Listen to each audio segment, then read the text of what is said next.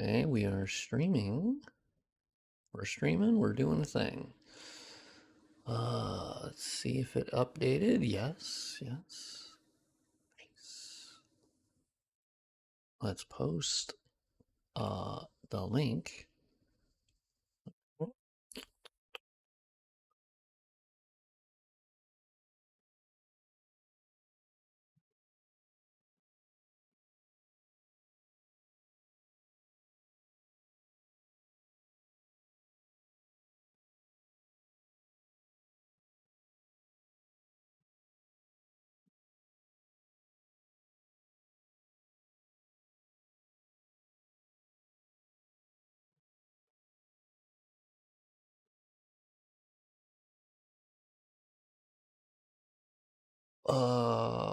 Okay. So I did that. Nice. Yeah, no picture, shocker. I didn't put Big Titty Lady on the thumbnail this time, which, it's not as good, but don't worry about it. It's fine. Let's go into Discord and let's just post that link because whatever. Close that. I'm going to assume the chat is working. As you know, see, go to profile. Oh, did that not post? What the freak? Yeah, there it is. Okay. I usually click on it from. Yeah, there you go. Oh, on mobile it looks fine. Look at that. Yo, oh, we got Everlasting, Thomas Warhammer, Everlasting XO. All right, yeah, let's try to get the chat bot working again. I will remove that window. Thank you very much. Okay, create widget. Yes, custom URL. Okay, I have created it. And maybe it'll start working. What's good, big dog? Yeah, what's up, man? What's happening? I'm hoping the chat will randomly start working, as it seems to have a bit of a delay as when BotRix starts doing its thing. So we'll see. I prefer to have that working so it's on screen for me, but I have a backup method in case that doesn't work. But we'll see. So what's everyone up to? What's up? What's happening? What's crack-a-lackin', I guess? Is that's the bird is the word? I've heard. All right.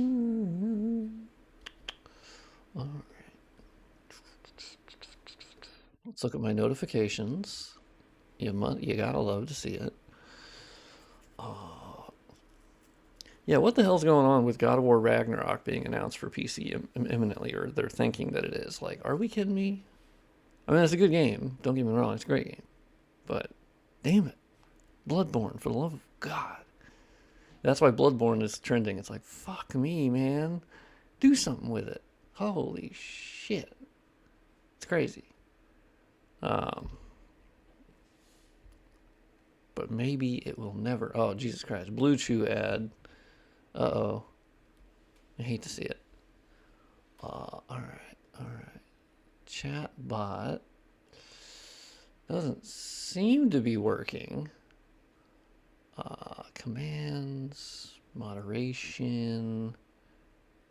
Sure. Okay. I don't see any. Oh, there you go, actually. Let me do a test.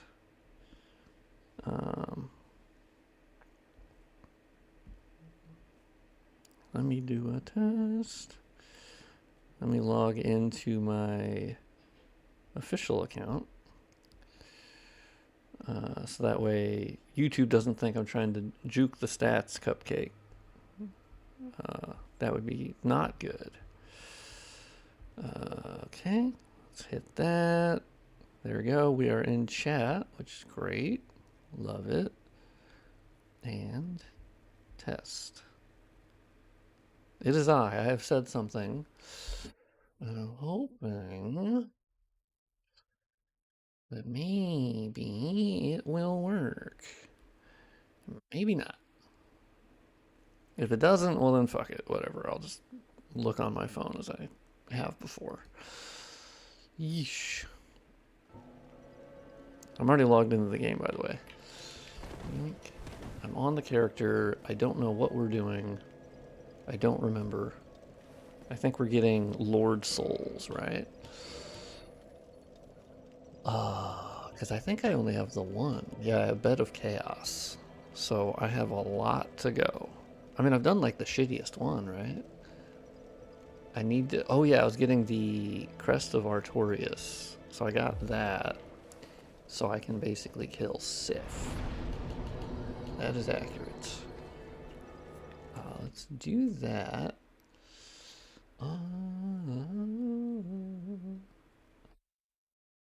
Yeah, I don't know. I'll admit, this widget is kind of dog shit. So I don't really know what's going on with that. Streamlabs. I'll try the other one. Although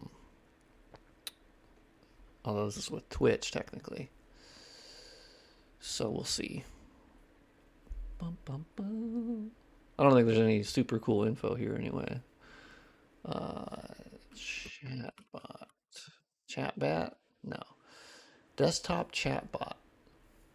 Chatbot widget. Aha. Oh. Okay. Sure. Sure. Let's go in here. Dashboard. Twitch. Aha. Does, oh, okay. Oh, that kind of worked. I switched it to YouTube. I don't know how that works, but sure. Chatbot. I'm kind of curious. What if I copied this and created a widget from that? Oh, okay, I created a different one.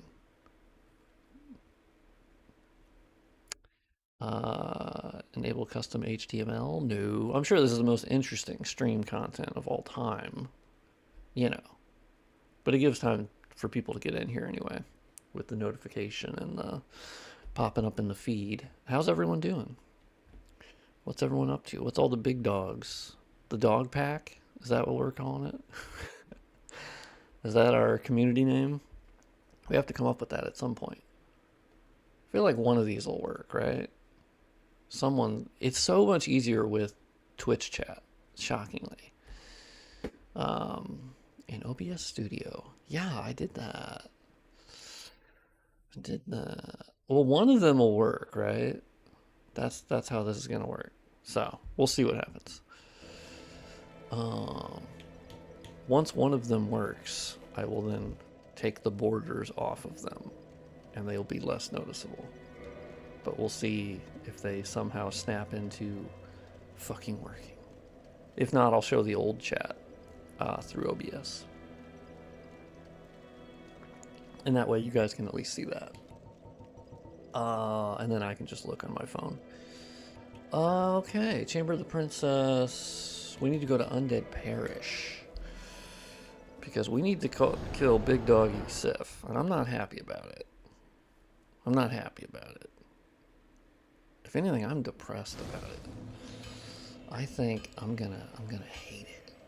Okay, so Sen's Fortress is done because we got to Anorlando. Alright. Yeah, I'm glad I switched the stream over to ultra low latency at some point. Because now what's on screen is so much more current to what I'm actually saying. God bless. Yeah, so we don't have the big ember yet, the very large ember, which makes sense. which also makes sense to go towards killing Sif then, so we can do New Londo. Because I'm not particularly good at the Four Kings boss fight. If anything, I'm pretty bad at it. I usually end up putting on like really heavy armor so I can fucking tank their hits, but really it's just like a DPS run, right? Oh, jabronis. Fucking eat it. Oh, god damn it. I found another transparent fucking rock. Shit. Shit. Okay, let's go fix this rock real quick. Yeah, without the ambient occlusion, you probably wouldn't notice it nearly as much, but like it's still not great. Okay. Let's... I don't... Yeah, okay, let's have this project open. Oh yeah, for anyone who didn't see on Twitter, I did make progress with the ringing the second bell cutscene. And so now actually there's a lot more of it being rendered. It's less fucked up. So I'm on the pathway to fixing that officially, which only has taken like months and months. But it's not a big deal. I've just been focused on other things, to be honest. All right. What the hell is out here? What the fuck is this? DLC event. Well, that's quite a ways away, but okay. I'll allow it.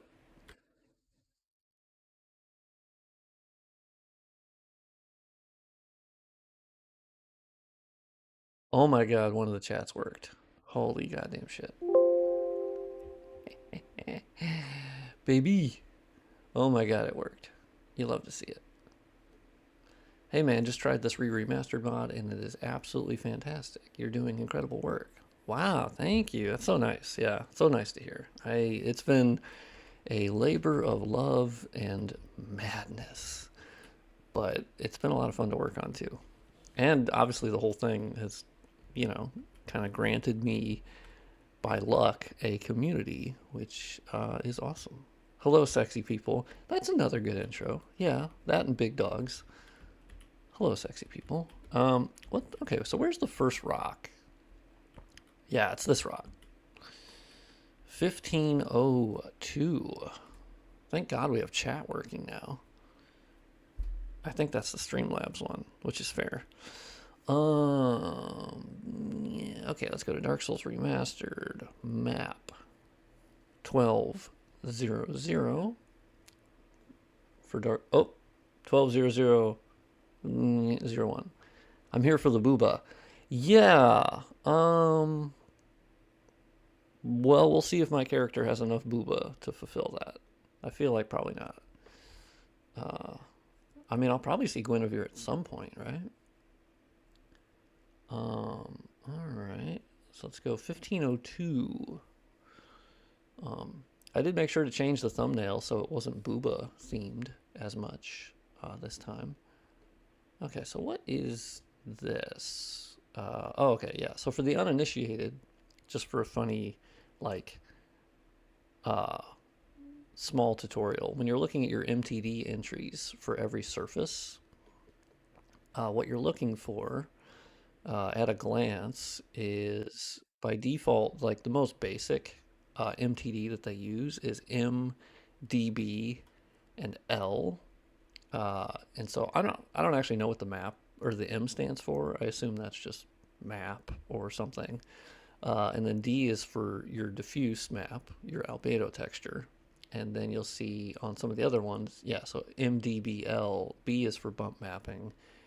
And then S, if there ever is an S in here, that's for specular. L is for light map. And so you can basically play around with them. So if there's MDL, you can then add a B and it will then bump map. Because they already have a specular and bump map for all of them. That's kind of the difference between Dark Souls Remastered and, say, like Dark Souls 2 or Prepare to Die Edition. They had a lot of surfaces that would either only have a diffuse map and a light map, but it wouldn't even have a specular or bump map, so you couldn't do this. But Q-Lock, to their credit, made sure every single surface had a specular and a bump map. for everything. So it's a huge time savings. The funny thing is that they just didn't enable it on all surfaces. So like this one is M1200 Wood 01. That surface is probably just a fucking tree. You can highlight it here, which we can try to see which one that is. Uh, hmm. I don't know. Might be a really small thing or something. But regardless, it can't hurt to turn on the bump mapping. Some things you don't want bump mapping turned on, but it's pretty rare. There's like some really far away things that like you don't need bump mapping. I was just wondering if the project will potentially be opened up for external contributors at some point. Oh, yeah. I think, yeah, I mean, I could see doing that like once I finish it, or like what I consider to be far enough for me at least, because I think that's a moving target, right? Like they'll never be like from the heavens it'll come down. God will say, and the mod is done. But I do think like when I get to a certain point, you know, it's kind of difficult because like I've had people tell me that for a long time that like put it on GitHub or whatever.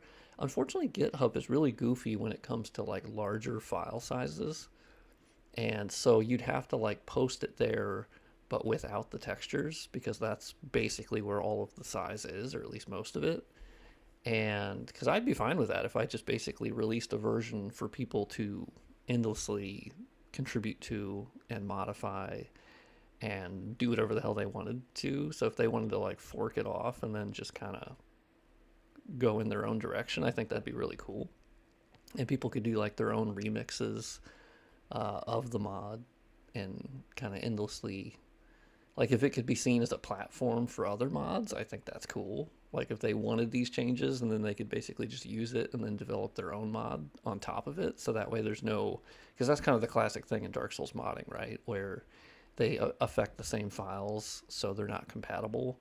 And so that's kind of how you have to do it, is you'd have to like, okay, let me take the whole mod, have it installed, and then you start development on your mod. Um, so that's, I would obviously be fine with that, even obviously now, even without posting it to GitHub. But yeah, I think as an idea, that's great. I'd love to see people like take it and then just do whatever the hell they want with it. And, you know, obviously just when they upload their mod, just credit, you know, natural credit. Oh yeah, what was I doing? I was looking for a rock. I was looking for a rock. Well, there are some rocks. Um, okay, so not that, not that. Oh, so yeah, the other thing you can tell if you're looking for something that has a transparency applied to a portion of it, you automatically know that the MTD it's using is going to be underscore alp at the end for alpha. So basically you can kind of very quickly look at that and see, yeah, so this is controlling the little lip around all these rocks. And so what we can do is delete the alp on it. And they do it so it like blends better with the environment, but I've found that it doesn't really work that well. I think it's a pretty bad effect, generally. I want to see if I can find these rocks. Let's see. Alp. Nope, not that one. Not that one. That's a tree. Okay. Nope. Nope. Okay, well, let's test that. So let's hit save on that. And let's go back. And theoretically, we're going to see if this actually looks better. Because, yeah, you can, it's basically the ambient occlusion that's making this, like, abundantly clear. But if someone were to pass this quickly, I don't think they would notice. But then you look at it and you go, oof. But you'll see the reason why they do it is that it looks like a clearer or like a more cohesive transition between them. But I think it kind of there's an HD mod for RE4 that did exactly this. It took them years to make up, but the result is absolutely amazing. Yeah, that's true. Oh, yeah. Yeah, the RE HD project or something, wasn't it called that? Yeah, I saw Maximilian do a whole playthrough of that. Yeah, that was pretty sick. That took them a long time. Now, the only thing I don't know about that mod is was it mostly just textures? Because like there was crazy work they put into like making the textures and custom, I think, producing a lot of them. Because upscaling alone wasn't enough to handle it. What the hell? It's still transparent. Oh. This is one of the weird things I've noticed where there's two different folders. There's 12.0.0.0.0.0 and then there's 0.1.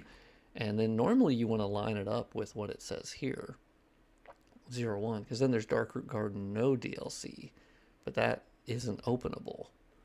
And so, interesting. Maybe you still do edit this. It was lighting and geometry changes as well. Oh shit, that's cool. I gotta play through that. When I do play RE4 OG, fuck yeah, I'm gonna play that. Yeah, those are my favorite kind of projects. When they just pour so much love into it.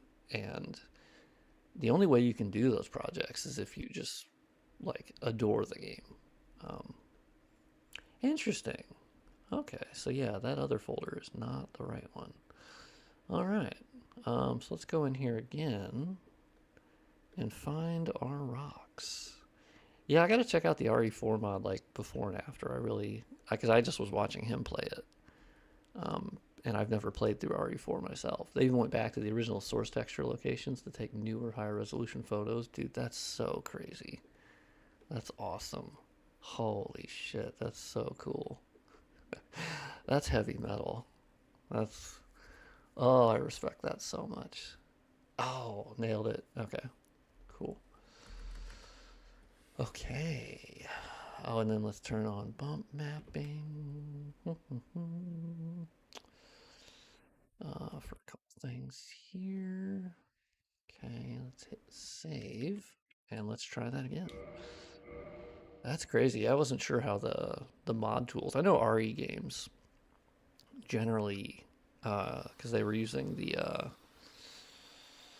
MT framework for quite a while, and then they moved over to the RE engine. Yeah, I overall prefer the look of that because now it's not see-through. And yeah, the transition between the floor and this like it's more obvious, but I'm pretty okay with that.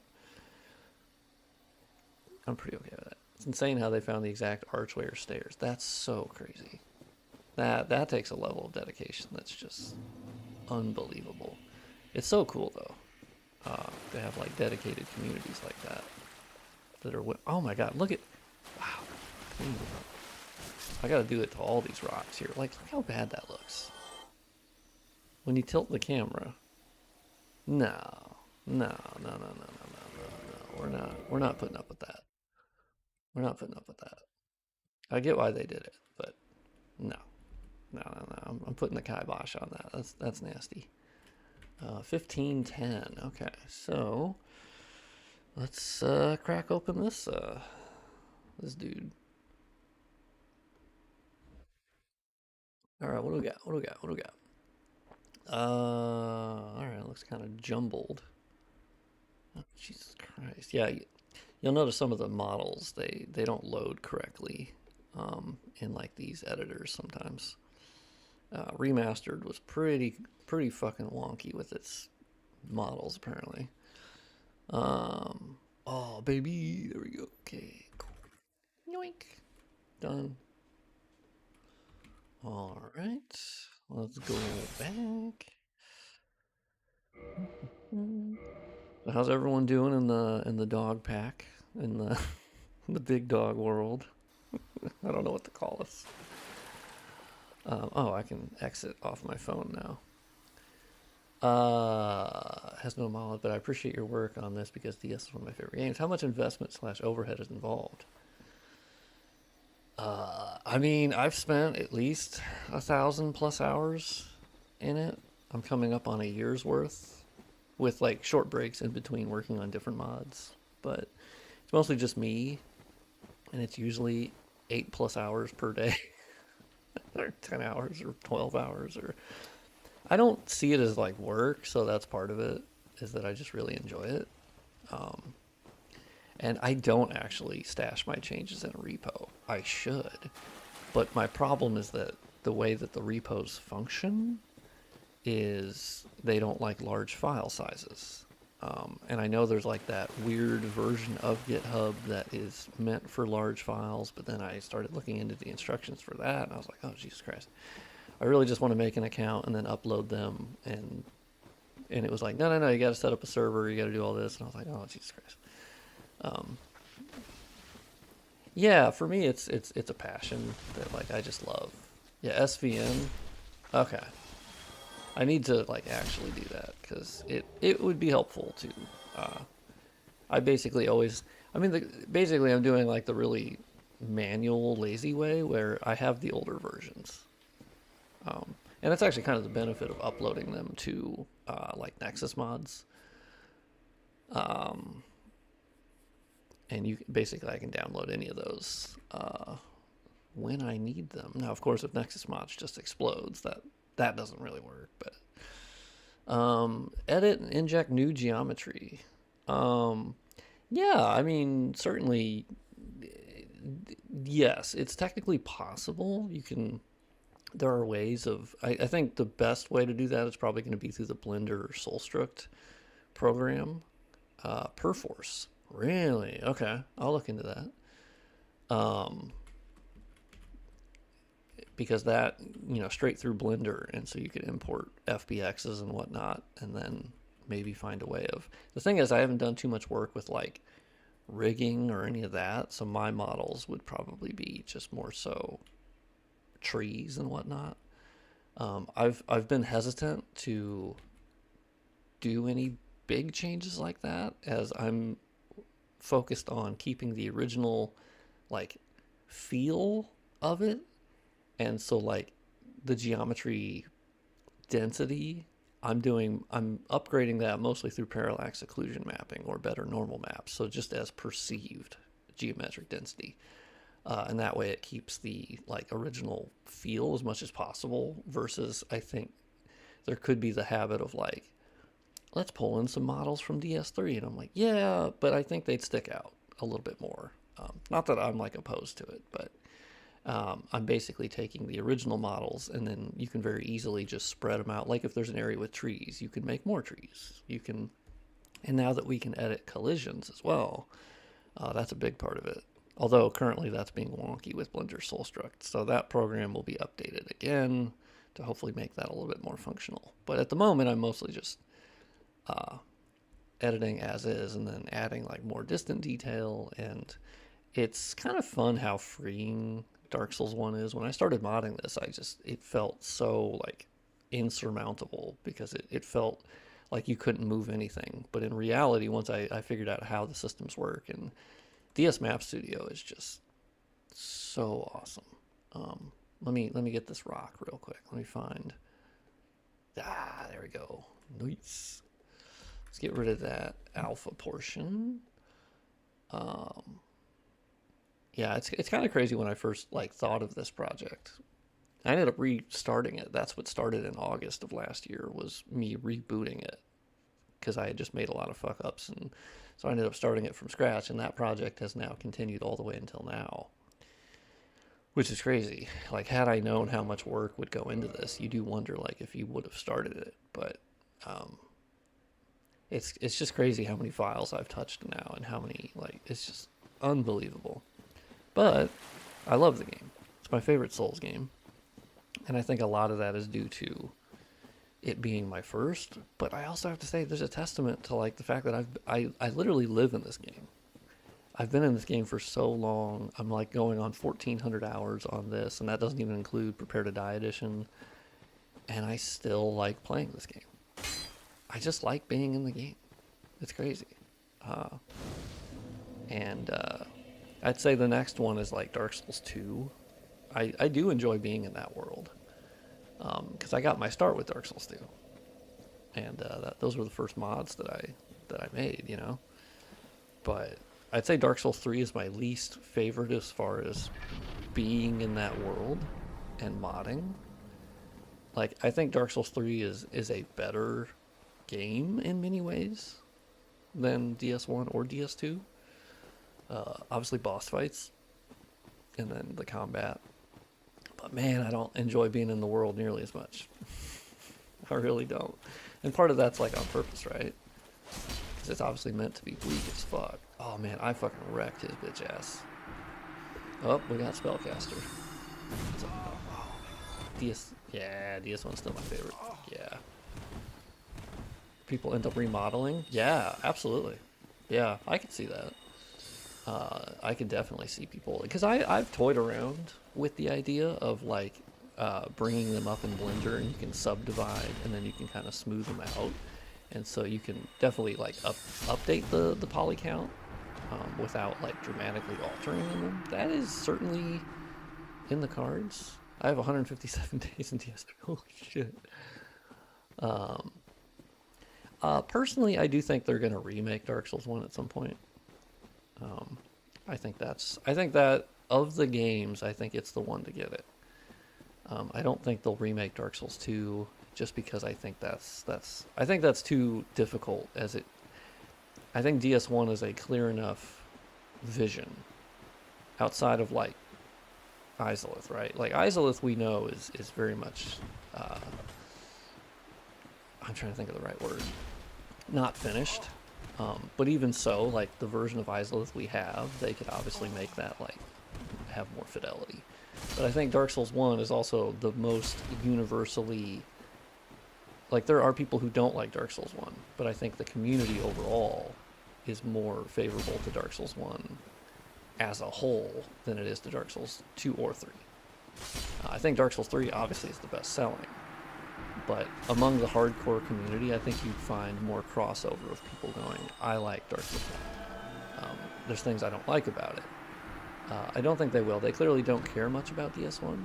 Really? Do you think they don't? I mean, it's the only one that got a remaster. So, I don't know. I mean, I wouldn't say... Yeah, I guess I don't get that they don't care about it. If anything... They did a PC version of it, which admittedly sucked, but they did a whole remaster, which really was it. Yeah, I mean, DS2 really wasn't, though. It was Scholar of the First Sin, and, like, even if they hadn't done that, they were bringing it to Xbox One, and, like, it's not like it was an actual remaster, I guess. It was just, like, different enemy placement, and then when it did come to the Xbox One and PS4, they gave it, like, higher quality certain things, but, like, it wasn't an actual remaster versus what they already had, right? Well, yeah, I mean, Prepare to Die edition is obviously dead, of course. But, like, they made a remaster. Like, that's more than they've done for any of the other games. So I don't know. I guess I don't get the theory that they don't care about Dark Souls 1. I don't think that makes a lot of sense, IMO. Dark Souls 2, I just don't think they're going to touch that. Because I think the original vision for Dark Souls 2 is very much different from what we got. I love what we got. What's up, Wario? How's it been going? It's been going pretty good. I'm jamming. Scholar was just an upgrade. Yeah, it was... Personally, having played through both, I think Scholar does some things better, and I think Vanilla does some things better. And to be honest, I don't think Scholar was terribly necessary. Most of the bugs aren't fixed in DSR. 100% true. I agree with that. I'm not sure that that's them not caring about it, as it was Q-Lock who actually did it. I think it's that Bandai Namco doesn't give a shit about that. I don't think they know about, like, hey, there's mesh holes, there's bugs. Like, I don't think Bandai Namco has a fucking idea about that. That's just a publisher thing. I'm not sure how involved any of them would ever be with that. I think it would take a team to actually like remake it. Yeah, I mean, true. Like, yeah, well, obviously, if anyone would know, it would be me. That DSR is not like, yeah, like, is it an actual like full-on remaster? No, but it does get credit for better normal maps, way better performance. And then it also did change the mesh LODs. It did change that. And it did bring some quality of life features, and it brought it to new platforms. And, like, they enabled parallax occlusion mapping, which was not there prior. And everything has a normal map, a specular map. So Q-Lock does get credit. Obviously, the particle effects are vastly better than Prepare to Die Edition. I mean, it was, but I think people shit on Q-Lock a bit too much for it. Where We don't know the budget they were given. We don't know the time they were given. And I can speak on it from literally diving into the files for a year and thousands of hours. I promise you that they wanted to do more with this. It's perfectly clear to me that everything they did, they ran out of time. I don't see any reason why you would enable parallax occlusion mapping and then you would only really use it in Undead Burg and then barely anywhere else. That doesn't make any sense. I assume that they wanted to do a lot more. But I don't think they were given much money or time. And Bandai was like, just put it on new platforms. I don't like them changing the art style. I mean, yeah, obviously you're preaching to the choir. As my entire mod is to undo that. So, obviously. Who was Demon Souls Remake? Yeah, Bluepoint. Yeah, Bluepoint was, Sony picked the perfect dev team to do it. And Bluepoint had done Shadow of the Colossus before that. It had done Shadow of the Colossus on PS3 before that. And Demon Souls Remake is fantastic. Like, yeah, I don't agree with some of their artistic changes, obviously. But as I think people don't understand very well, is that it's really hard to bring a game from PS3 standards to PS5 standards and then not have some artistic changes along the way. Like, the amount of improved, geometric detail you can have and fidelity you can have from PS3 to PS5 is massive. And I think people just go, well, yeah, but you just take old model, you make it better. You go over, it's like that's not really how it works. And you have to author the textures. And so, like, I think a remaster would make more sense on that level.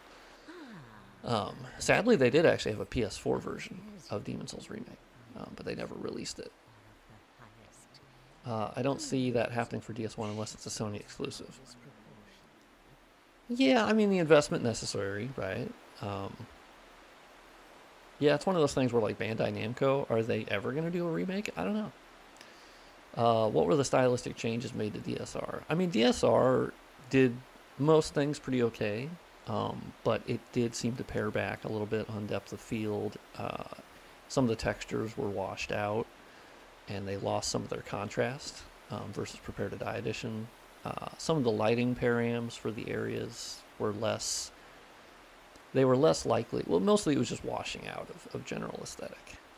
But most of the time they did a pretty okay job between the areas. And people going to DSR without knowing what Prepare to Die looks like wouldn't know any different. And they think it looks great. So, yeah, particle effects, huge upgrade. They also went from DirectX 9 to DirectX 11. They set up an incredible rendering engine. It's a clustered forward renderer. It's really actually awesome, and it's very performant. And that's actually one of the biggest things they fixed, is performance. Like, Prepare to Die Edition runs like hot dog shit, and it has frame pacing issues, and, like, Prepare to Die Edition's a fucking mess. DS Fix or not, DS Fix can't fix the shit ass renderer, and so that's why DSR is one of the only FromSoft games that doesn't have frame pacing issues, because they actually gave it an incredibly modern renderer. So, do you plan on finishing your Embers mod? Not in the near future, no. Honestly, my efforts for DS3 have moved over to assisting Trivia with her Dark Souls 3 mod. Because I saw the potential in that, and it's so much greater than what my Embers mod was doing. So, I've basically just been like, I'm going to go help out with that. And then Embers can kind of stay what it is, which is fine. It's fine. I think Embers mod, I hit a certain point where stripping out baked lighting stopped working at a certain point, because there's a hard-coded, seemingly, way that it turns on the shadows for the character or not, depending if you're in baked shadows or not. So when you're doing dynamic, and the shadows vary from where the baked ones were, which they did, you would be in an area where there should be character shadows, but there just weren't, because they would turn them off. And we looked through the filter, or the G-params, and we looked through a lot of the files and settings, and, like, there's just literally nothing that we found that affects that. Oh, also, that texture is fucking nasty, bro. What the hell? Um, bleh. But I still think DS1 has the cachet, to be remade. I think it's obviously a ways down the road, but we're already 6 years past Dark Souls Remastered. And Sony proved that like remaking an older FromSoft game is a great fucking idea. So I don't think anyone can say it's a bad idea. It's a fucking great idea. And not limiting it to one console, fuck yeah, you'll sell more. And obviously, Souls games have never been more popular. So, like, the reasoning is very obvious. Um, and it's a very, like, smaller game versus some of their larger ones. Blue Point is obviously, we assume, going to work on Bloodborne at some point. We don't really know when. They could be working on it now, they could not. Like, I think it's sort of unknown because what they said their next project was original. So theoretically, not Bloodborne. Bloodborne is a matter of time. There is no if. There is simply when. Because they proved that they will do it because they did Demon Souls. So why would they not remake or remaster their only other FromSoft owned IP? It doesn't make any sense. There's no reason why they wouldn't. So it's just sort of when, when they go to do it. Sadly, they don't have Japan Studio anymore. Fucking stupid ass decision that was. But, they could still do it. And I think they will. We assume the 10th anniversary. That's copium. But I don't know why you wouldn't do it on. If you don't do it on the 10th anniversary, then all bets are off. And it'll just be on a fucking random Tuesday. They'll announce it. That's my look at it. It's like once that's off the table, then who knows, man. Once March 2025 passes and there's no release, like if they're gonna release it in March, we would hear of it later this year.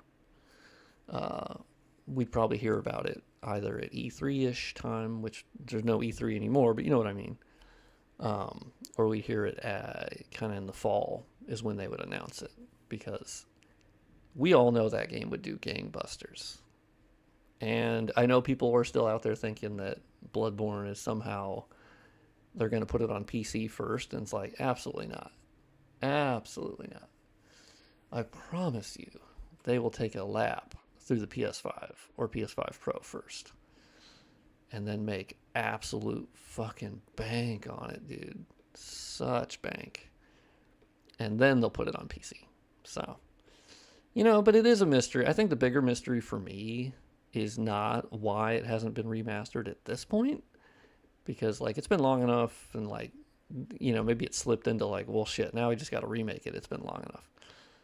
I think the bigger like question mark for me is why.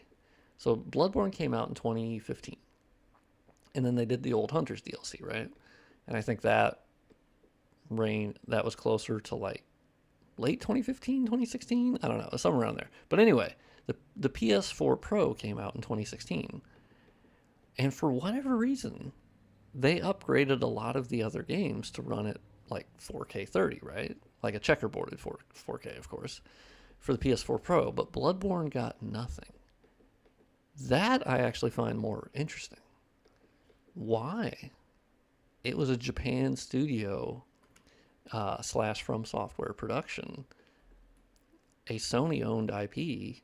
I don't understand why you wouldn't upgrade that for your fresh new like refresh of a console. Like that to me is actually the more baffling one, because Bloodborne is still fresh at that point. It hadn't been languishing, right? And that would have been just like, let's upgrade it for 4K. And you don't need to make it into a whole like, oh, we need to make sure we do enough to like make it worth it. Because like people are like, oh, why don't they just put out a 60 FPS patch for Bloodborne today? It's like that's because there's no fucking money in that. Like no shit. Like they're not gonna do that because I mean it'll get I guess more people to buy Bloodborne, but y'all have already sold a lot of Bloodborne. Let's look at M1200 Wall 03 because I think there's a texture here that's not looking too hot. Let's open this up. Map M12. Let's go to M1200. Okay, no, it'll be an M12001. Interesting. This is just a really low res one, maybe. No, that's pretty high res. Well, then it's probably not that. Okay, wall 04. What's wall? No, that's pretty high res. Okay, 5. No, that's pretty high res as well. Damn, well, it has to be one of those. Shit. Oh, okay, I know what to do. So let's go over to Model Editor real quick. And let's open it up here because then I can actually know what the mesh identifier is. Because these bricks be looking nasty. Shit, okay, yeah, all the bricks are the same one, which is material index 0. Really? Okay, well, I think that's a problem. Let's open the texture at least. So I think I need to do one of my tricks again where I rename the texture because it looks like it's not using the upgraded variant. Because otherwise it would not look this shit, basically. Yeah, let's go look at the texture itself. Because it should be 2K resolution. Yeah? Okay, well, there's a method to fix that. So let's wall 03, and we can call it M1200 wall 00 because that is not currently taken. So I guess this might be the first time I've actually shown it like on stream or on video, frankly. I don't think I've done it. I've just talked about it. But it's a really easy process. It's stupid that it has to exist in the first place. But basically, you just rename it to a different texture. Okay, so we name it 00 as that is not currently taken, which is necessary. And let's go into my, doing something on my phone real quick.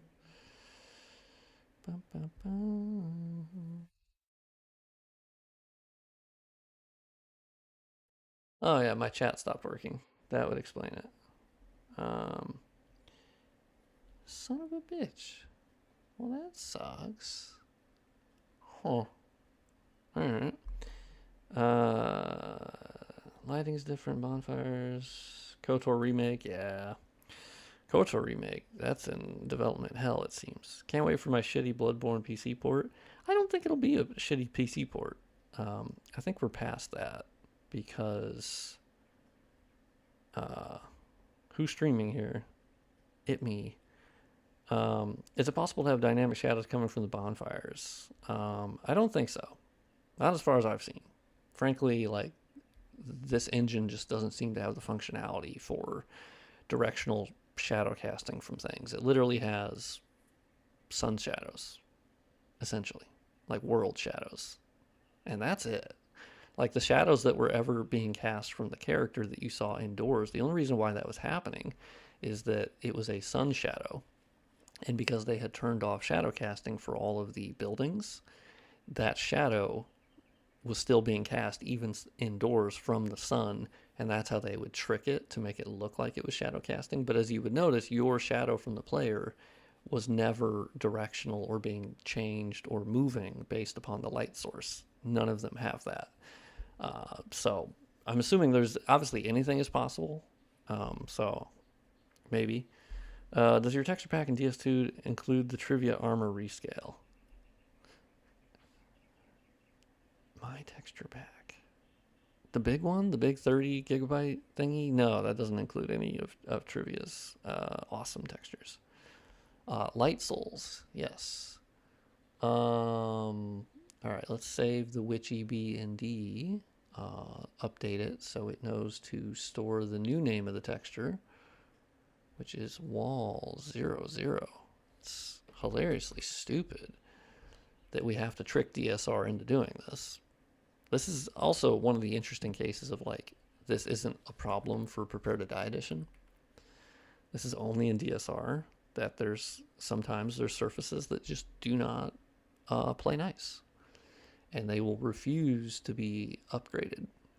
It's very interesting. Yeah, I guess my thingamajiggy just kind of bombed. Damn, that sucks.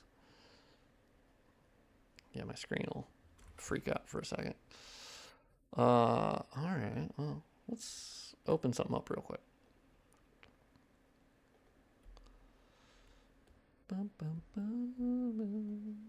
Alright, so let's go back to our thingamajiggy, Streamlabs, copy. I have read the URL. Or the whatever the fuck they wanted. I don't know. I don't know what they were talking about.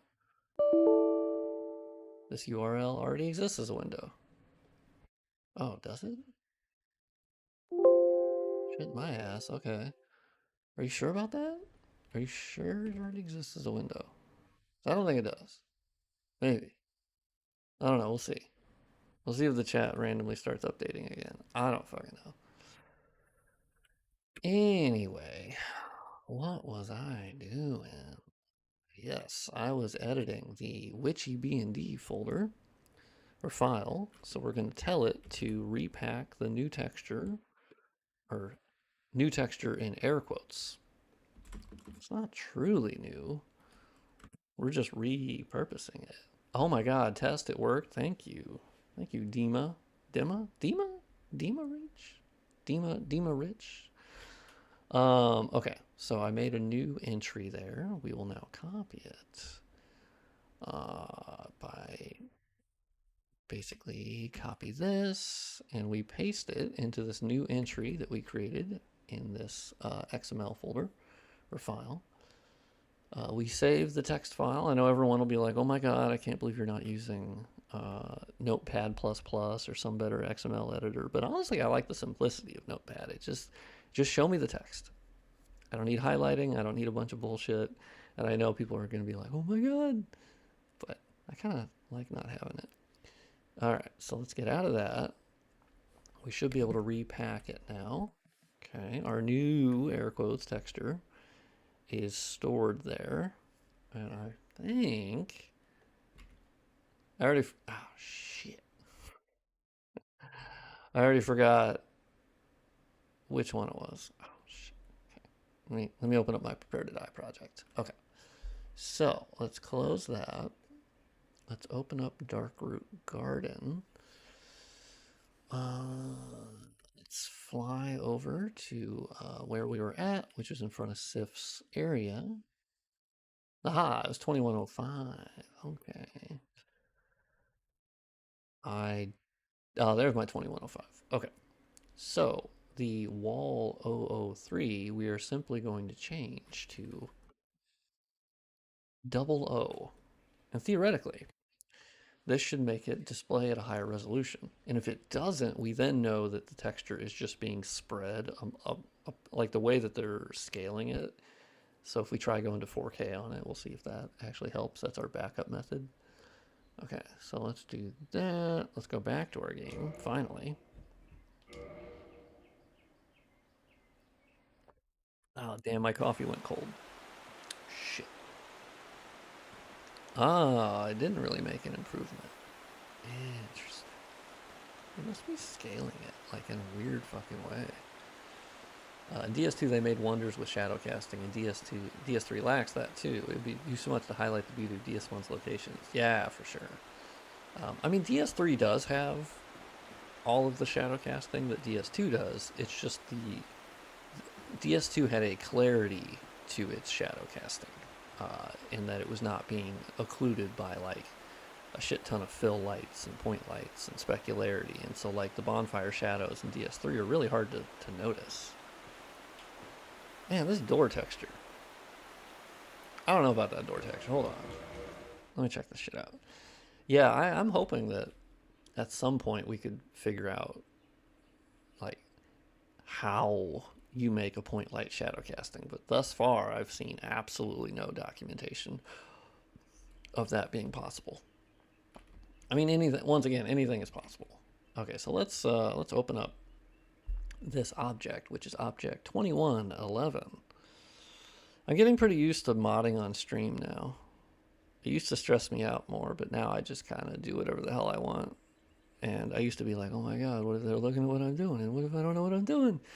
And now I feel pretty confident and like, because I fuck things up anyway. So I'm not afraid to fuck anything up on stream because I'm like, that's my entire brand is fucking stuff up. So like, what's the difference? Um, oh really? So okay. So whenever it's like this, when you open up the OBJ and you notice there's no TPF folder for the textures, that means it's actually storing the textures in the map texture folder for Darkroot, which makes sense. That's how a lot of them do it. Okay. It's using M1200 gate 02. All right, well, let's flip back to our M12 texture folder. Also, the funny thing is, I don't know why this is the case. I think it has something to do with DSR, in that you'll notice they have the regular M12 texture folders, and then they have M12 DLC, which in your mind, you go, oh, well, that makes total sense. Of course, there'd be a separate texture folder for the DLC, but the funny thing is, all of these textures that are in the DLC folders are in these regular M12 folders as well. And I actually found out by editing them that the only one that actually has any impact is when you edit them here. It's crazy.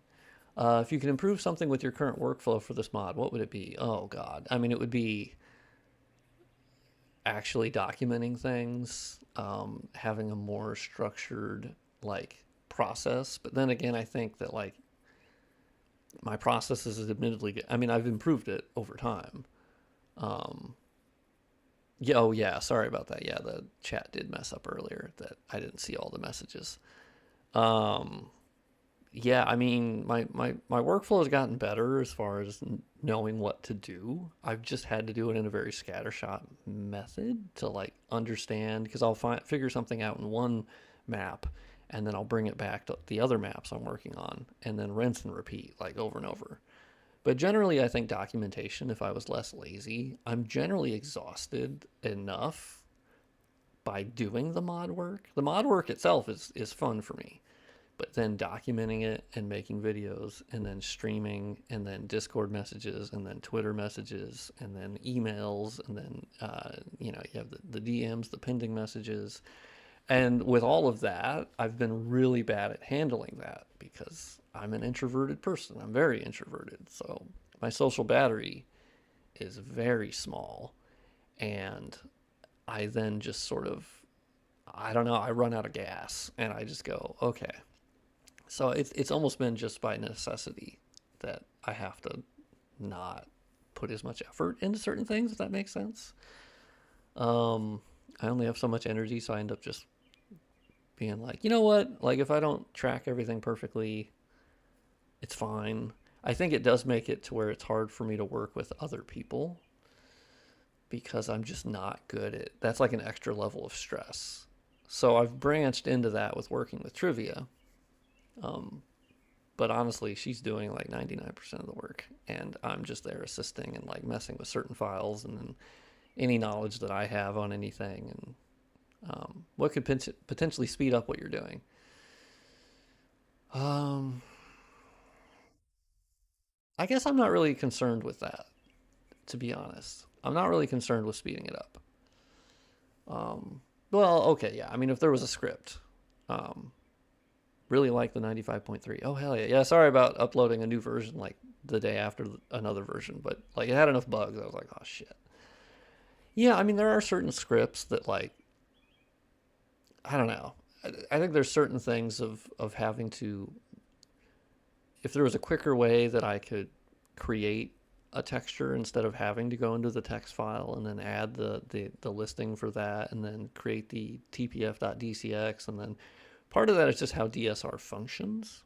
When I work on Prepare to Die Edition, it's a lot quicker because I don't have to repack things like 3 times before it can get in game. But personally, I'm at the stage where I'm not concerned as much with speed as I just want it to be quality. So I'm kind of just like, I got a workflow. I'm pretty okay with it. Oh yeah, let's open up the gate. Let's open the gate texture here. And What are you fixing now? Yeah, well, so right now I was looking at these bricks here, and then the actual door looked a little low resolution to me. So I was pulling up the object for that file, and then that file told me that the textures are stored in the map texture folder under M1200 gate 02. So we're now looking at that texture, which is currently 1K by 2K resolution, which is pretty okay. But I think it can go farther. Uh, and we shall upscale it. But yeah, generally my workflow, I don't know, I'm pretty okay with it. Like I feel agile enough that like here I can quickly find the texture I need to fix this. This is a good example of like the things that are involved in this is upscaling textures or repacking a file here or opening the object. And so a lot of those are just by default laborious in doing this for a lot of different things. But a lot of the bulk things have already been done for me. Uh, like in DS2 currently, it's a nightmare because a lot of surfaces don't have specular maps. And they don't even have like the MTD set up to like support that. So you have to manually go in, create a specific texture that is named correctly. I mean, you can name it whatever you want realistically, but for organization, you name it like M12 underscore gate underscore S. And then you create that and you put that in the texture file, but then you have to tell the texture file, okay, so now look at that texture, but then you have to go into the file for the actual model, and then you have to open, because DS2 works a little bit differently, and you have to go in there and then edit the JSON for the specific surface that you're trying to add the specular map, and then you have to copy, then paste, then change the scale, and then tell it, okay, now use the specular map, and then go back and then repack that, and then make sure that the texture file is updated so it knows to pull that specular map. And then you can go in game and then it has it. But then you have to do it, even if other surfaces are sharing that same texture, they are completely in their own model file. And so you have to go in those model files. And then there's hundreds per map. And then, so the fact that QLock had already done all of that and set up all of the DS1 surfaces and model files with specular maps and normal maps. For me, that's like the biggest bulk related task that I didn't have to do. And I praise God every day that I didn't have to do that because I would have done it, but I would have lost my goddamn mind. Um, ooh, yeah, I might have to de-blur this. This is looking a little rough, a little rough ski. Okay.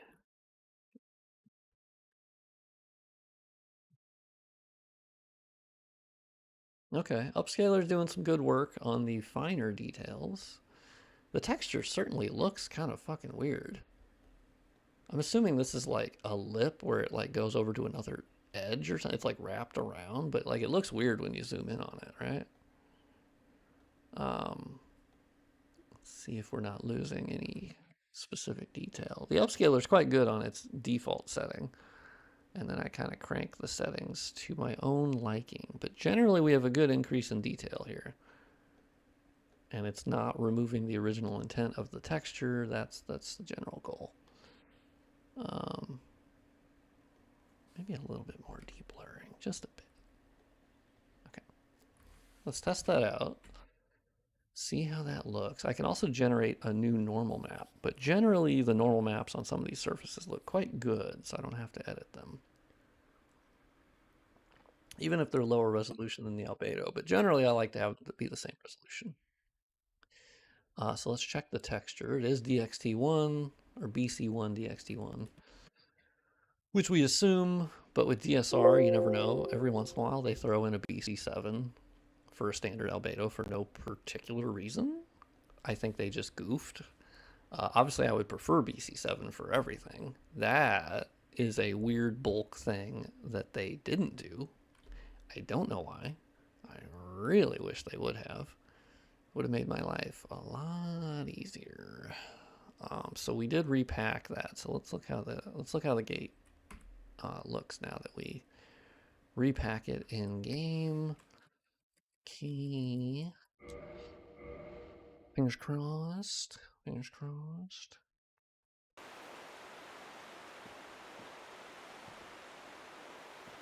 Yeah. What are the benefits of BC7? Well, I mean, admittedly, the benefits of BC7 are mostly just in quality. It will not save you any space. It's basically better compression. And obviously, Trivia, the texture goddess, could speak more eloquently about this. But essentially, BC7 is just, it's the modern texture compression that is used. DS3 uses it and beyond. It's just better compression. And this game uses mostly BC1, DXT1. There's BC1, BC2, BC3, BC4, BC5, BC6, BC7, and then there's sRGB, there's linear. But anyway, a quick comparison point is that Morrowind, Elder Scrolls 3 Morrowind, a fucking old-ass game, uses BC1 compression. Dark Souls 1 uses BC1 compression. And then for the remaster, they updated some of them to use BC7, like the skies in some cases. Anything that has transparency, they use BC7, which makes sense because it handles transparencies. But basically, BC7 just is a higher quality, and you get more bang for your buck, if you will, for your textures. Now, it doesn't really benefit it if you've already changed the compression on your textures. So ideally, you would, like, if QLOC, when they were doing this, if they got like the source textures, which in most cases they did not. It's only been like in a handful of cases. That's actually one of the weirder parts, is that because I've looked at both texture folders and files for Prepare to Die Edition versus this, 99% of the time, or maybe 98%, they have the same resolution textures. And now you could be thinking, well, yes, but they're using better texture compression for remastered. Well, unfortunately not. They were using the same. And so I found that always a little weird, that, like, did FromSoft just not have source textures available for QLOC? Because there's a couple of cases where they did. All right, we got Sif, and I don't, you know, hey, I don't want to kill him. I think we all know it. I don't want to kill him. But I gotta kill this good boy, okay? Actually, yeah, I haven't played this cutscene in a long time. I also forgot to alter this. Do you plan to completely remove the lighting changes from one map to another? Yeah, I mean, I've already fixed a lot. Oh, yeah, this cutscene's a little... Oof. Oh, yeah, what the fuck is going on inside the arena here? Hey, what's up, Sif? How's it going? Yeah, I've already fixed a good chunk of that in my mod, thankfully. Yeah, the transitions were pretty terrible. Pretty terrible in the default game. Oh my god, the frame rate. I still get shitty frame rate. It's because I'm streaming as well. Like, hey, can you blink, Sif? That'd be a real. Hey, you're just backing away from me.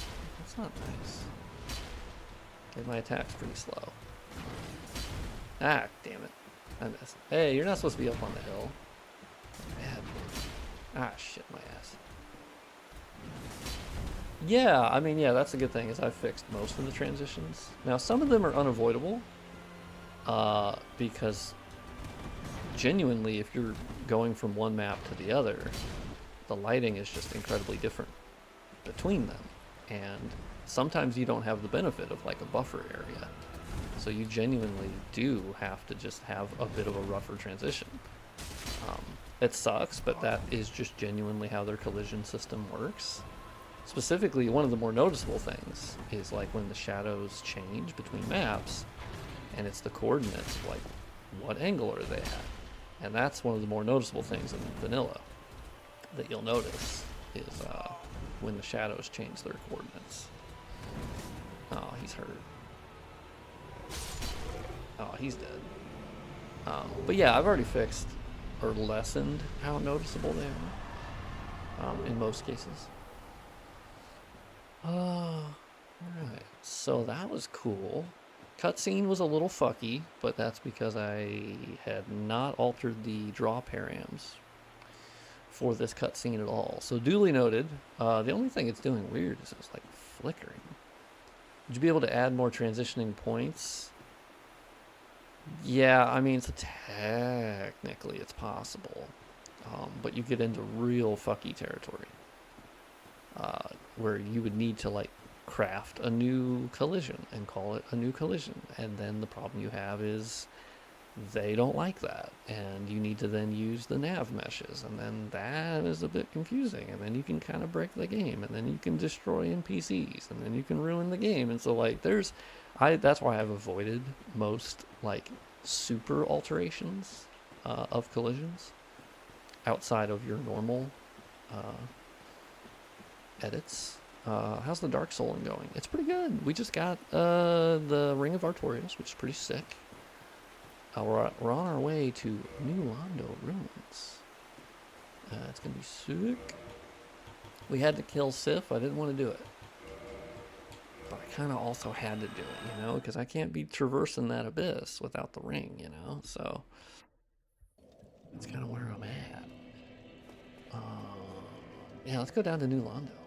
Well, how many souls I got? What am I working with? Can I eat any? Can I eat the soul of Sif? Gladly.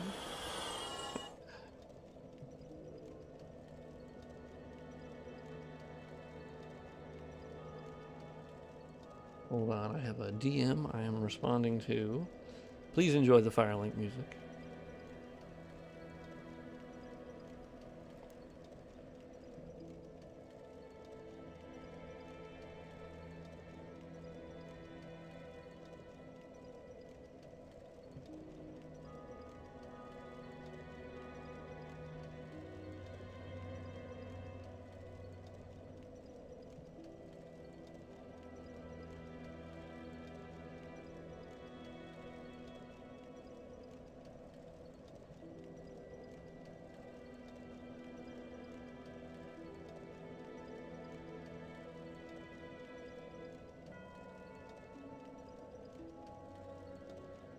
Alright, we're close to BC1 is not such a bad choice.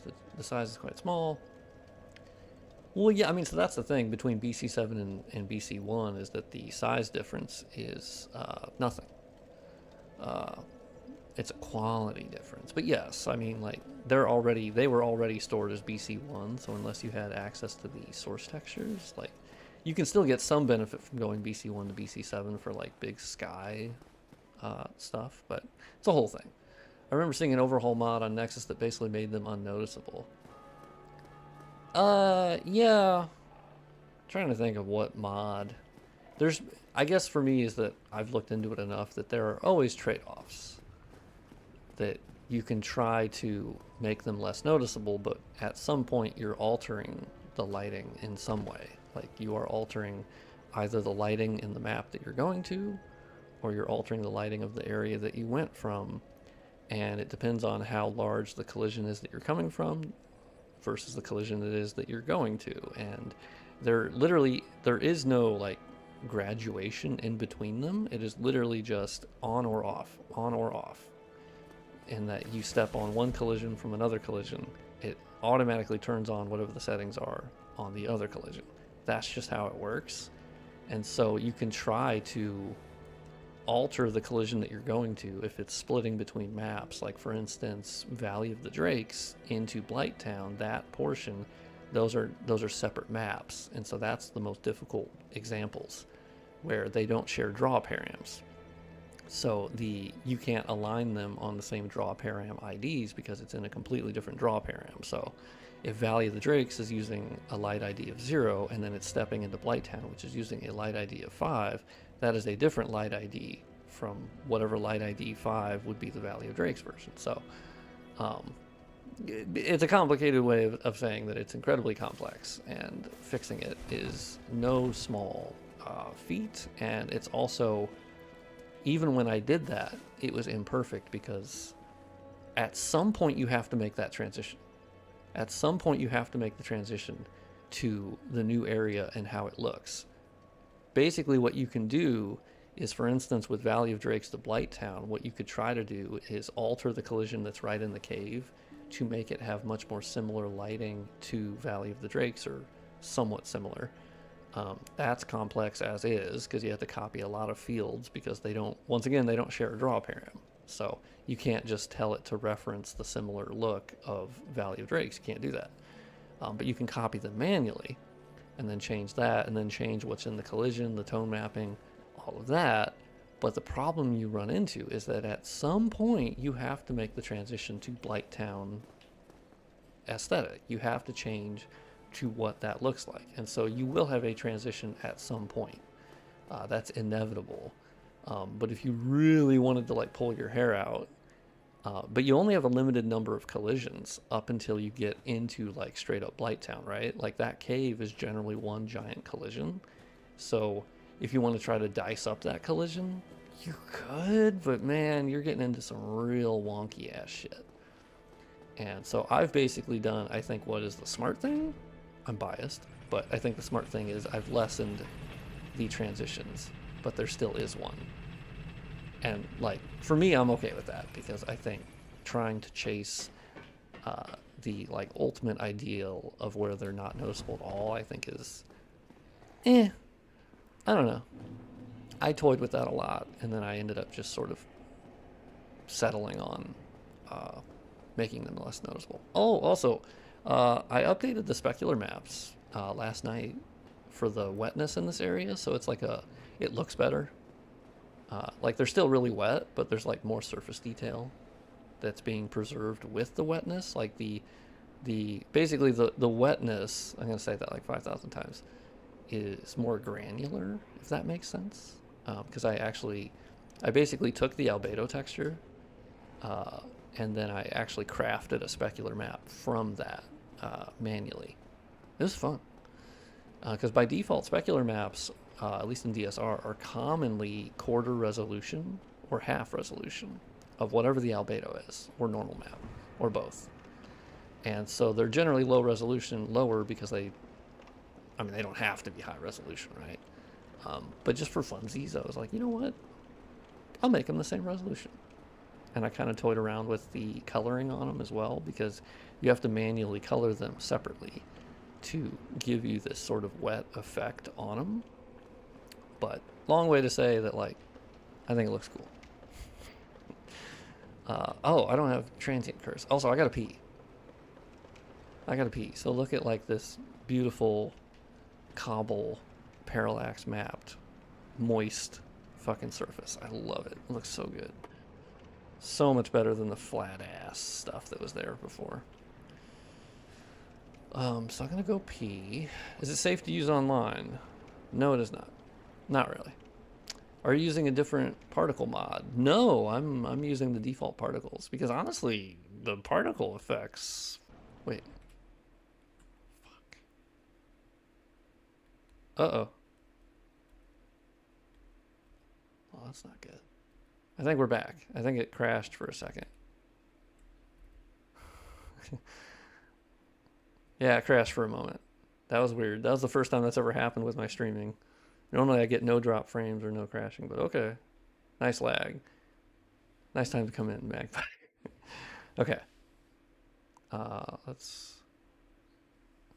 Yeah, no, you're good. Refresh the stream, everybody. I don't know if you need to refresh it if it automatically came back, but yeah, it was on my end as well where I was like, oh shit. But yeah, enjoy. Let's go back to this. Hey, okay, there you go. Okay, you're good. I got the coffee break on screen. I'm gonna go pee. I'm gonna do the things. And I'll be right back.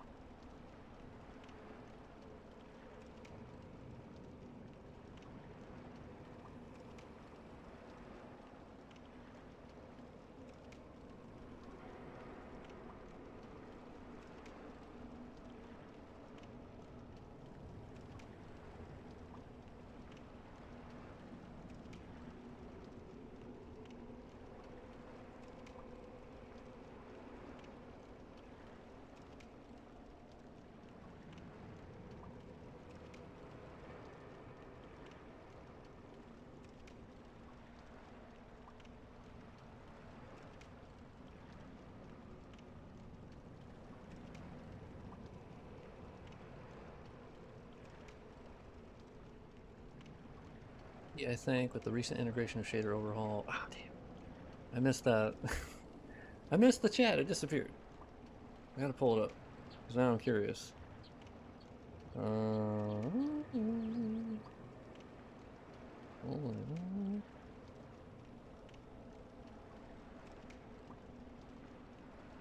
Problem with them disappearing is I go, wait, what? The old chats? Aha. Okay. Anyone use this mod on the Steam Deck? I believe it's possible. I think with the...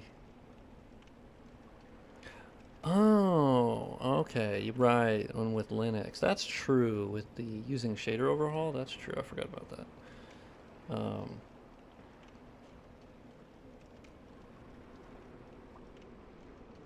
It's also a texture only pack. Yeah, that's true. At least to get the benefit of those, yeah. Yeah, the fact that it's using the shader overhaul.dll, I don't really know how that... I don't know how they would handle that with obviously it being Linux based and using Vulkan, the underlying portion of, you know, like Proton or whatever. Let's take that off the screen. Yoink. I'll look at the batch file, see what it does. Oh, interesting. Yeah, that'd be really cool. Yeah, definitely tag me on Twitter if you get that working. That'd be cool. I'd love some... Admittedly on Steam Deck, like, I think the textures portion don't matter nearly as much since Steam Deck is, like, limited to 800p, right? And it's on a small, like, it's like an 8-inch screen, right? And so there's definitely a limit to, like, visibility. So I wouldn't really recommend the texture portion anyway, which sadly there isn't really a separate way of doing that. That's true. Damn. Also, I brought a donut, but I can't share it. We don't have the technology yet. So.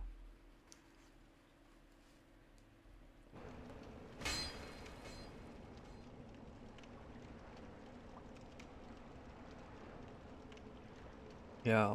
I mean, you won't notice the textured one. I think normal maps, yeah. You definitely benefit the normal maps. Or with the normal maps. Beyond that, parallax occlusion mapping, yeah, that'd be nice.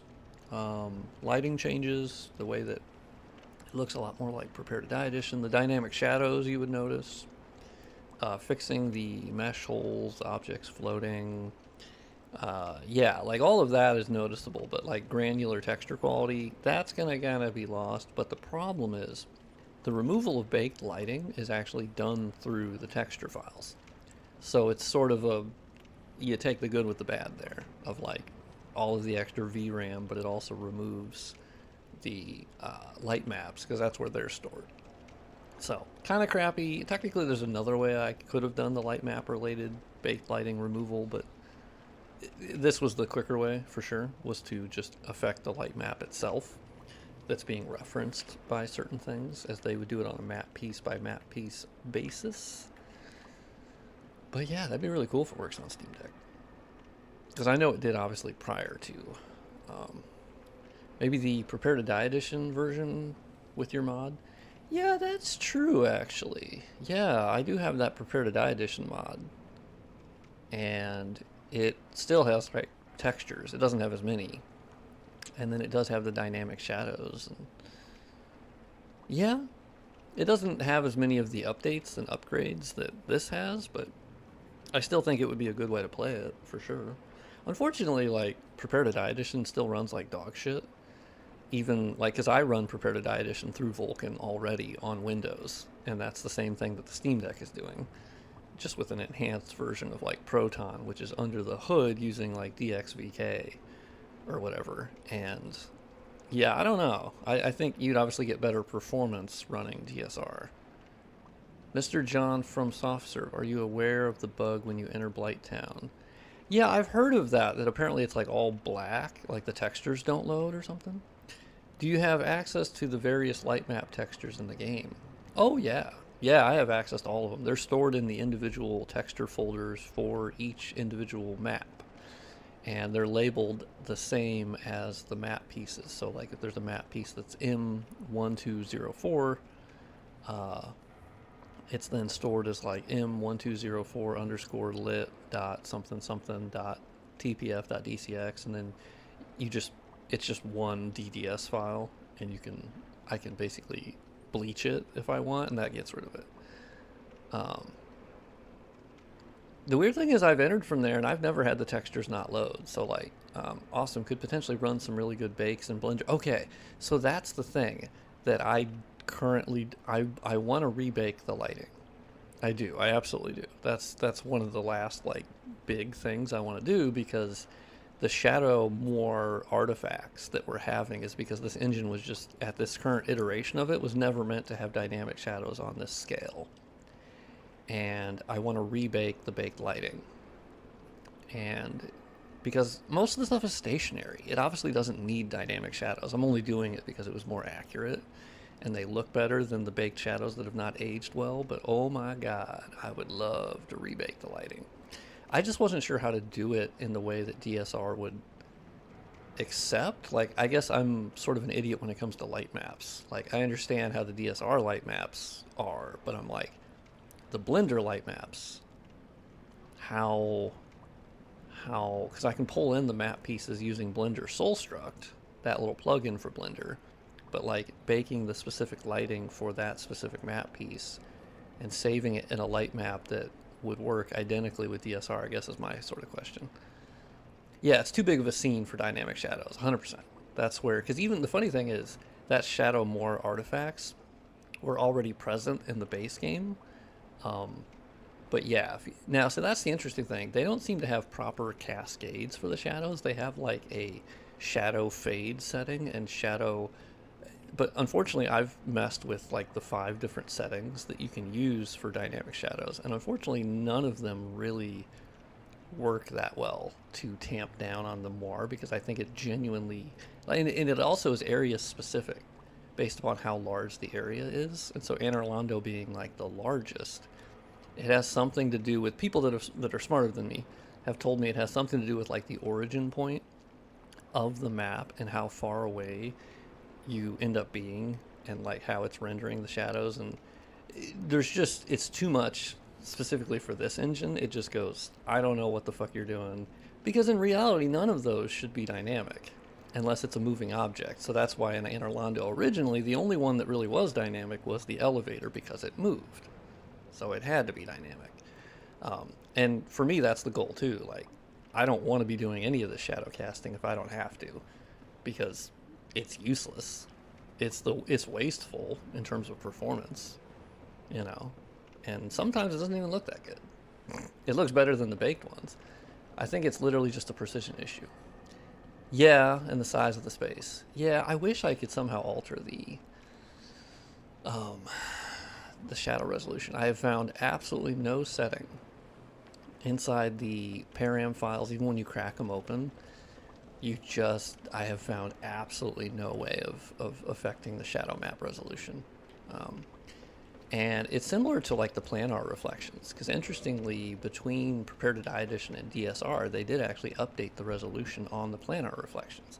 But I have seen no actual like proof of that in any of the params or anything that I've cracked open. I have found no actual proof of that change. So the way they did it was like hard-coded or somewhere in the code that is not visible to modders yet. So that's certainly something that, well, I need to talk to Altimore, who did the shader overhaul, because obviously that's like the shader programming, because there's another thing I want to have possible, and is you'll notice the actual like illumination from the torches, like these blue torches, is present in the reflections, but the actual particle effect itself is not. So that would be like a shader programming issue. As I was talking to them, because like I don't know the HLSL coding, right? But they were basically like, I can get anything to display anything. You just have to program the shaders correctly. And currently they only show the illumination from the torches, but they do not show the particle effect itself. And that is something I would like to fix. But I'm going to finish my donut now. So talk amongst yourselves, and then I'll randomly cut in every once in a while.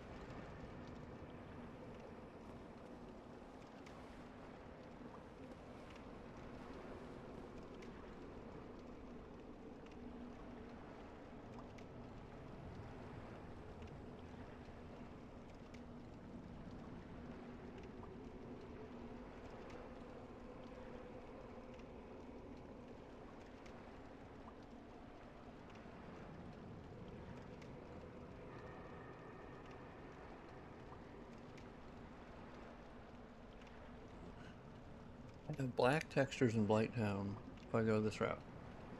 Also, thank you for the kind words. Smoke something. Your name is cut off because I have the chat set up really stupidly. But I appreciate the kind words. Um, Actually, it was a plain donut. I was like, you know what? I love a plain donut. I kind of like them. I also have some powdered ones, but the plain was pretty good. Gotta say. There's a simplicity to the plain donut. Alright, transient curse. I really thought I had more than that. Oh man, playing without a HUD though. Oof. That's tough. Boston cream? Oh hell yeah. Yeah, I know. I need to do more comparisons. It's just unfortunate that they kind of suck to do, but they're also like really important.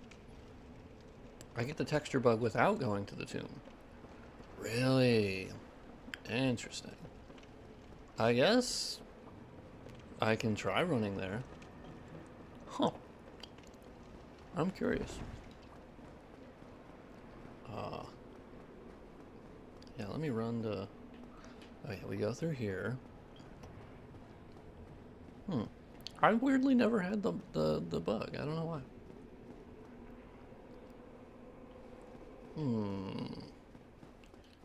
NVIDIA related, really? I don't know. Yeah, it's really strange. I've never had that bug.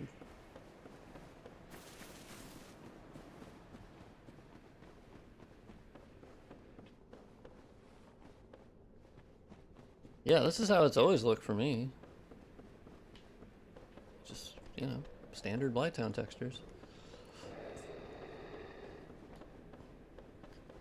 And, like, there's no...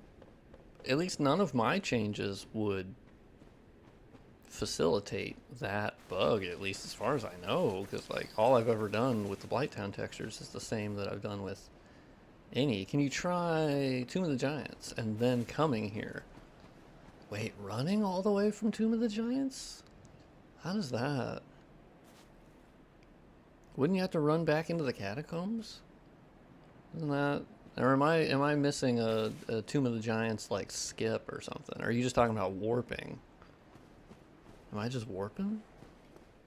Because I'll use DSR gadget and then I'll just do that. But yeah, let me know the best way to like reproduce that. Because I'm like, wait, do I just run out of Tomb of the Giants?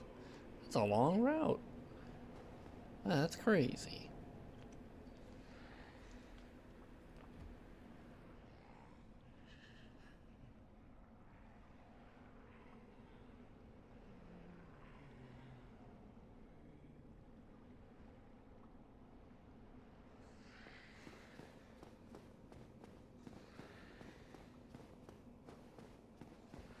Item. Ew. Thank you.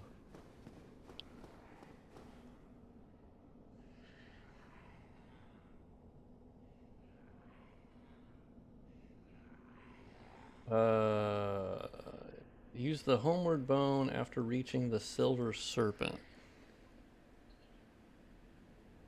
The hell is the silver serpent? What the? Maybe I'm forgetting, but what the fuck is the silver serpent?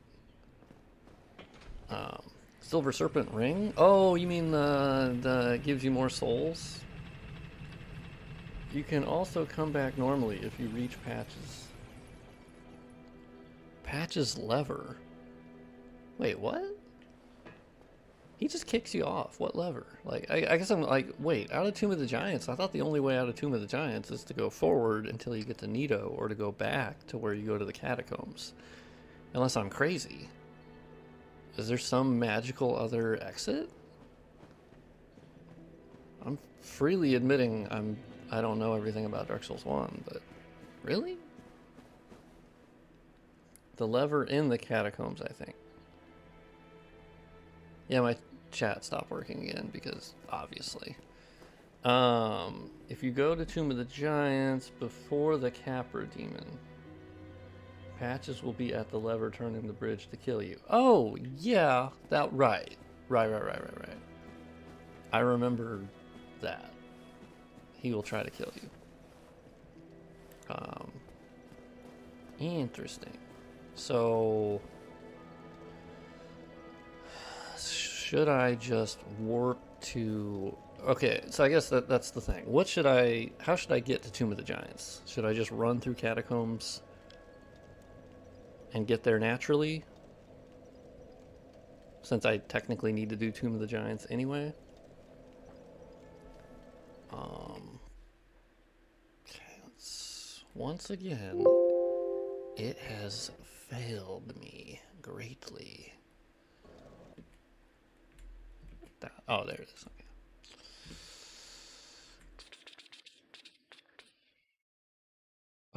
Copy. New widget. Man, YouTube chat, man, that's rough. That's rough, dog.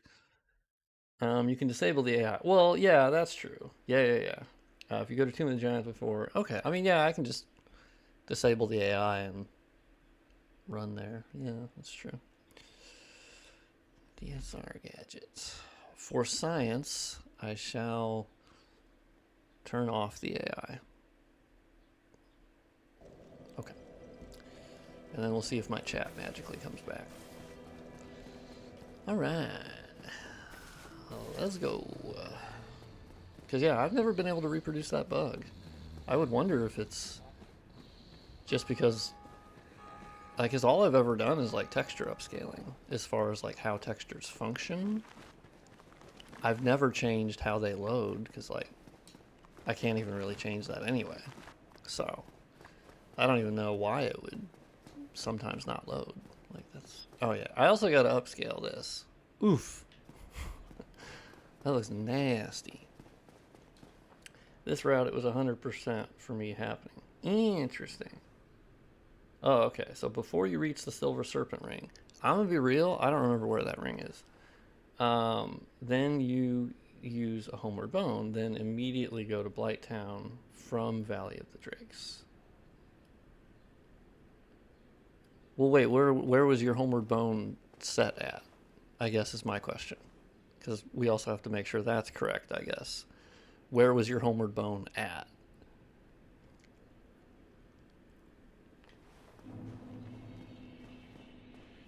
Is it just at, like, the start of the Catacombs, or...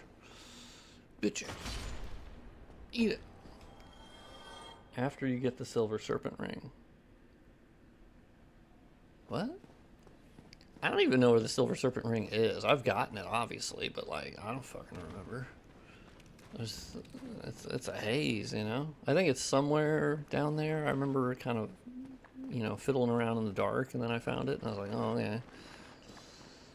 Okay, so if I set my bonfire to be here, you should darken Guinevere. It looks weird when it's lit up. I think personal preference, obviously. I don't know. I kind of like Guinevere being a little more visible, but then again, I did, you know, plan on making the bloom a little bit more, and I'm not done with that room, obviously. So, TDB, no bonfire there. The bone would get you to Firelink. Yes, I guess that's the question of, like, where is the bonfire that your Homeward Bone was going back to? Because I need to make sure that's correct. So I'm gonna just wait till you say what bonfire you were using as your original, which I'm assuming is the Catacombs one. Because then you just Homeward Bone. I just went there in my game and it did still happen. Weird. I don't know why that's happening. So I guess what GPU do you guys have? Like, is it AMD, NVIDIA, just for science purposes? Mine is a RTX 2060. I don't know why that would affect anything on how the driver is not loading certain textures. I don't know why that would happen, frankly. And only for Blighttown, that's fucking weird. 4070, interesting. Okay. Hmm. Oh, you had Firelink Shrine. Got it. Well, then let me just warp to Firelink Shrine. Set that 100% as my bonfire, which makes sense. All right, let's warp there. Booyah, we are doomed. That's strange. Wow, the 4070, what the fuck? 4070 being how much VRAM does the 4070 have, by the way? Not that there should be a VRAM problem, I'm just mildly curious. I have 12 gigabytes on my 2060, so I don't know if it was trying to like kick out. Oh, 12 gigabytes. Well, fuck me, then I don't know. We both have, you have faster memory than me anyway, or VRAM than me. Fucking weird, man. What the hell? It's really weird that you both have the same GPU, but huh. Well, we're gonna test this. Well, let me just sit again. Let me just sit again. I wanted to make 100% sure. Okay, so cool. Booyah. This is my bonfire. We will now run all the way into the Tomb of the Giants until you can direct me to the Silver Serpent Ring or near it, and that way we can get a good test here. Problem is, if it happens, I don't even know what to do about it. I'll be real with you. I don't know. So it's a speed running route to get Silver Serpent Ring early. Oh. Alright. Let's just head down this way. Yeah, my chat just infinitely stopped working, so. Sick. Absolutely sick. Alright. Catacombs looks pretty good. I'm pretty happy with it. I haven't done any big, like, changes to it, other than, like, better normal maps and parallax occlusion mapping, but pretty happy with the look of it. Oh, fuck. Oh, shit. Basically, first reach patches before it throws you down with a kick. Yeah. Okay, I remember that. I remember where that's at once I get to Tomb of the Giants, because Catacombs isn't that hard to go through. I've done it a lot, and with the AI disabled, it's pretty easy. I'm gonna do the drop down. We're gonna do the drop down. Oh yeah, shit!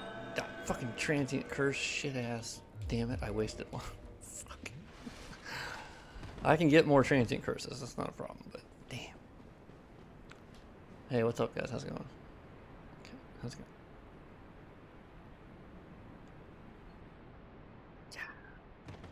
Woo, baby. There we go. Hey, so here is one collision edit I made, in case you don't follow me on Twitter. I never talked about it in the video either. So in this room, this is one room that was very fucky. So basically when you would tilt the camera upward in this room, it would basically zoom in on your character so hardcore, it was literally on your scalp. It was crazy. And it turns out it was actually a collision. They had a flat collision that was like right above your head for no reason. And so I ended up going into Blender and removing that. So now you get a full camera experience in here. But before you didn't. So I don't think anyone noticed it because you'd have to be a sicko like me to tilt the camera a lot. But I was looking for errors and shit, as I commonly do. Yoink. Oh, what's up, Scaly Booch?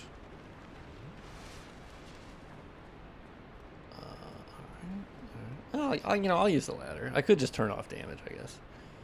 You want us to report some weird camera collisions? Yeah, that's fair. I can't say I'll fix all of them, but I think any of them that are like egregious, like yeah, I'd prefer to fix them, That one was just like really bad, where I was like, Jesus Christ, man, y'all are up in my... And like, because I could tell it was not intended.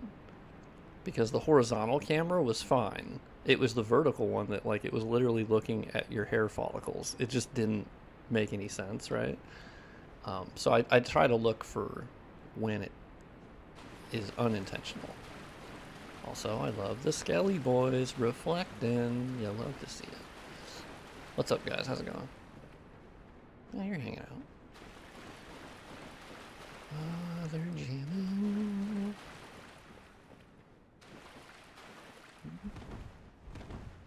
Because you can tell, like, in the painted world, there's a couple of areas where they actually, like, narrow the camera to a lot closer to the player, which is pretty funny. But it's intentional. Asylum Demon, they space out the camera a bit. So... They don't use the camera param that often, but occasionally they do. Oh yeah, I don't think I've checked the pinwheel cutscene since I did all the edits to the point lights, so I guess we'll see. Yeah, the reflections are cool. Admittedly, the reflections are mostly due to the MTD, Stade's MTD mod, but I have to just set things to be reflective, so it's a bit of a partnership between the two. Um, yeah, the arena, I'm really happy with this arena. Once I found out how to create like 5,000 point lights efficiently, it then made a lot of sense to create all these point lights. Oh, I guess they're not in the cutscene. Well, that sucks. Yeah, this arena looks like 5,000 times better. It's a shame the particle effect is not in the cutscene, or it's not in the reflection, but that's just not in the... The only reflections I dislike are the specular maps. Yeah. Alright, Pinwheel, get fucked. Alright, bitch. Suck it. Thank you. Oh, kindling. Give me that shit. Give me your mask. Mask of a child. Yeah. Alright, we got a homie bone. Now we're gonna head to Tomb of the Giants. Yeah, I think there's definitely a personal preference on like specular maps. Is like specular maps are obviously a very common thing in games, specifically PBR. Like everything has a certain level of reflectivity, and certain things have a really low level. And like, I'm not going to say they did it well because they didn't, but let me turn on no death, just to be sure I make it through here. So let's do no death, no damage. Okay. But the item pickup particle effect, isn't it that of Prepare to Die edition? Not my item pickup one. You can set it back to the Prepare to Die one if you want, which does look different and in some ways cooler. Prepare to Die edition, I only prefer their particle effects for like the bonfire, really. I think other than that, like the fidelity upgrade is pretty big as far as particle effects for DSR. Criticism or not, like they're just way better particle effects, I think, in terms of I think they're just better quality, frankly. The bonfire is a shame, but like I get it. I get why they did it, because the DS3 bonfire is a lot more boring looking too. The DS2 bonfire is pretty fucking boring looking, so you know. Well, that's the thing. Prepare to Die edition, a lot of the surfaces didn't have specular maps at all. So I would agree on armor, yes, and on the surfaces that they did, but a lot of surfaces just didn't have anything. I tried to install the Prepare to Die bonfire, but it appears to break other FX. Oh, really? Huh. I had it work, weirdly. It doesn't match the art style. I think most of them were totally fine. I don't know. I guess maybe I'm not as sensitive to that, so I could be wrong, but I've played both versions, and I guess I found that like the item pickup one, I'm like, yeah, I think I overall prefer the Prepare to Die edition, but like, I don't think the DSR one looks bad or not matching the aesthetic. I think it's just slightly altered. I don't know. That's just me, but the bonfire is like the only like true example where I'm like, yeah, all right, I don't like that. Okay, so I got the patches. The bonfire alone is still a common effect, so it must change other effects. Yeah, so the way that you have to do it is pack it separately inside of the common effects B&D that's the DSR one, because yeah, if you just dump a whole new common effects one, that's, yeah. Now you go to the right until you get through a fog. Oh yeah, okay, right. I remember that fog. You got the crawly boys. I don't like those guys. Okay. So we got a fog. Okay. Yeah, the Prepare to Die edition bonfire, like, I don't know why FromSoft went away from that, but they did. So it kind of would be more like, that's why I'm not too harsh on Q-Lock for that, because DS2 and DS3 went away from that bonfire. So it's hard to blame Q-Lock without blaming FromSoft as well, being like, well, aren't they just looking at FromSoft's lead, right? Then go to the item in front of you,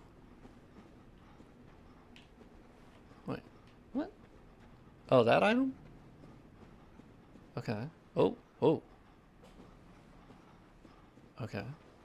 Alright. Yoink. Okay, so we're going to item in front of you. You would roll on a platform. DS3 made a bit more sense. I mean, I don't know. I don't know that it does make more sense. Like, it is focused on the fire fading, but like the fire's been fading the whole time. And the fire in DS3, I don't think looks like it's fading more than the wispy bonfire in the Prepare to Die edition. So like, I don't know, just from an aesthetic standpoint, Q-Lock was matching up with where FromSoft went. So I don't know. I just feel like they get perhaps too much hatred for that. Um, Still has a little bit of a magical thing going on. I'd have to look. Okay, roll at 1 o'clock, which would be here, right? Right, right. Okay. Break that. Okay, okay. I'm doing this all off just player lantern here. Okay, okay. Okay. We're just kind of hanging out here. We got another item. Hey, there it is. Oh, fantastic. Okay, cool. So now I can homeward bone. Bone to Firelink. All right. All right. Moment of truth.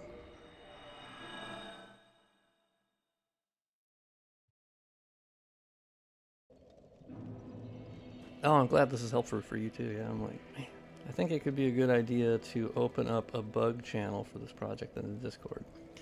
Yeah, that's true. I've kind of been... I'll admit I don't even look at the Nexus mods page anymore because like there's too many posts on there and there's like bug reports and like they tend to be pretty disconnected from like the actual mod people that are playing. I don't know. And I just tend to get overwhelmed by looking at them. So I end up going, I generally know the bugs that I'm aware of, and then people will occasionally tell me of bugs. It's a horrible system. Oh, what am I doing? I'm going the wrong way. It's a terrible system, but like, it's manageable for me because if I see too many bug reports at once, I just go, oh, Jesus Christ. Oh, fuck my life. Yeah. So anyway, let's go down here. There's no water collision. What? How did you get the blue light shafts? Oh yeah, that was actually pretty easy. That's just in like the tone map settings. They had basically just not turned on the light shafts. There always could have been light shafts. They just had it set at 0. So I just was like, I looked at the light shafts in another area, like what setting Undead Berg had them to, and then I was like, oh, okay, so if that's using 0.07 for the light shaft strength and the light shaft start number, and you just alter that in the param, and then it went, oh, cool beans, all right, now you actually have light shafts. It's kind of weird. It was... There's no water collision in Framp's water pool. Well, I mean, there's no collision with the water regardless. It's water. I'm assuming you're meaning there shouldn't be water in there, which I agree with. Whenever Framp does show up. That's a bug that's been in my mod forever, and I legitimately have no idea why it happens. There's no reason why it happens, as far as I can tell. Like, there's nothing I changed to, like, there. It has the same draw groups. Like, I don't know, man. Whoa. Whoa, that's crazy. Oh, that's nutty. The water didn't move when you walked in it. Oh. I mean, it doesn't move by default anyway. I'm assuming you're meaning like the normal interaction? DS2 you can turn that on, but... Interesting. So the floor textures didn't load in, but...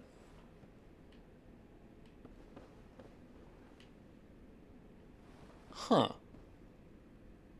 That's... weird.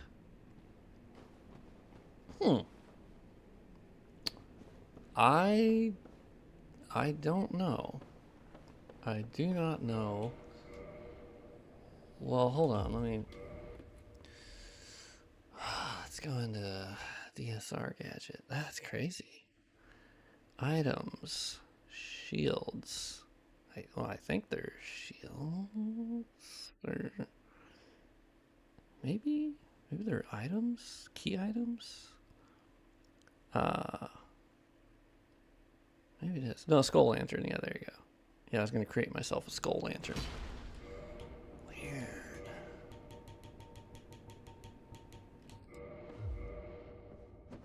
Oh, wrong. Oh, that's crazy.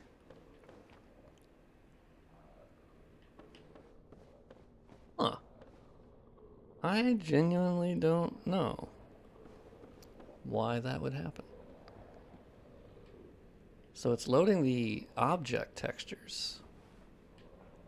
Oh, yeah, I think I was clipping into something. And then it's loading like a portion of the wall texture. Huh.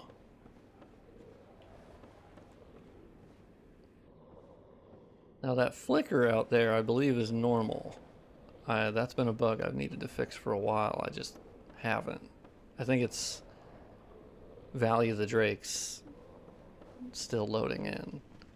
Yeah. Whoa, this is weird.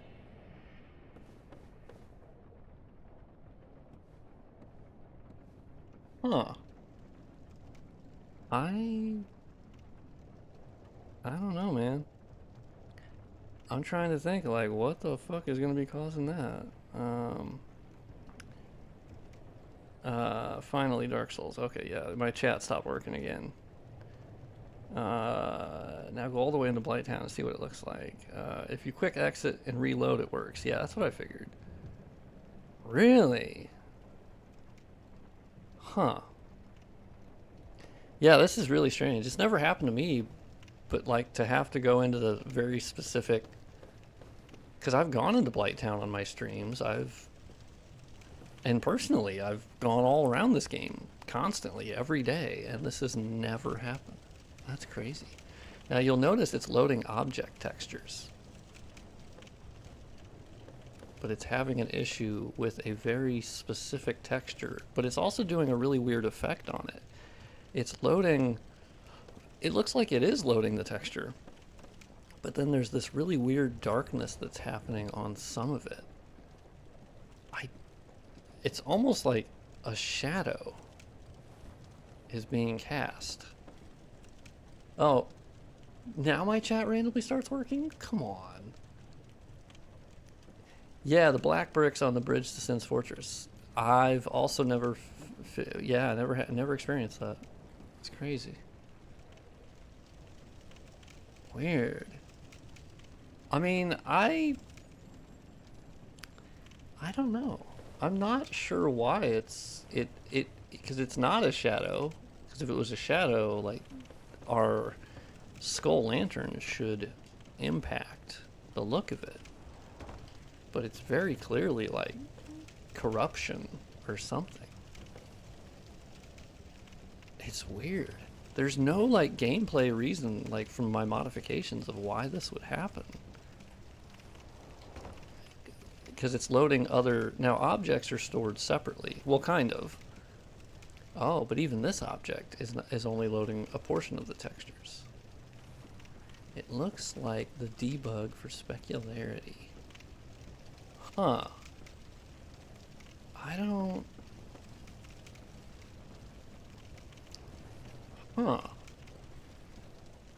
I don't know. I'm not sure how that would happen if they look normal most of the time. I don't know why that very specific. The only thing I can think of like is going that weird way. It's what's stored in memory, but for some reason here it's refusing to. But yet it's loading that big texture. So then why is it not loading this? Because right now it seems mainly centered on this sort of wooden structure. Oh, but even that little piece of metal looks fucking weird. What is happening? Oh, and then the lily pads look fucking weird.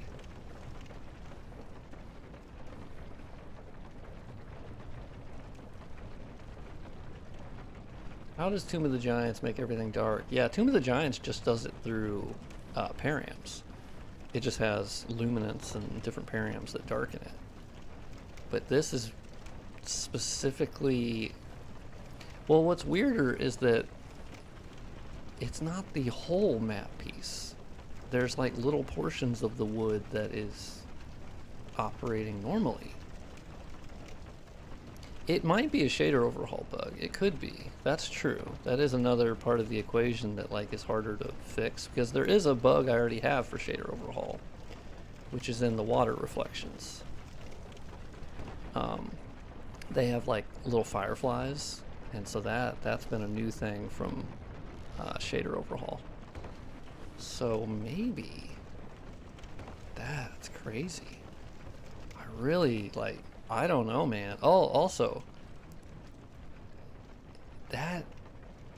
Why do the lily pads look like that? Is that their... That must be their actual shape, right?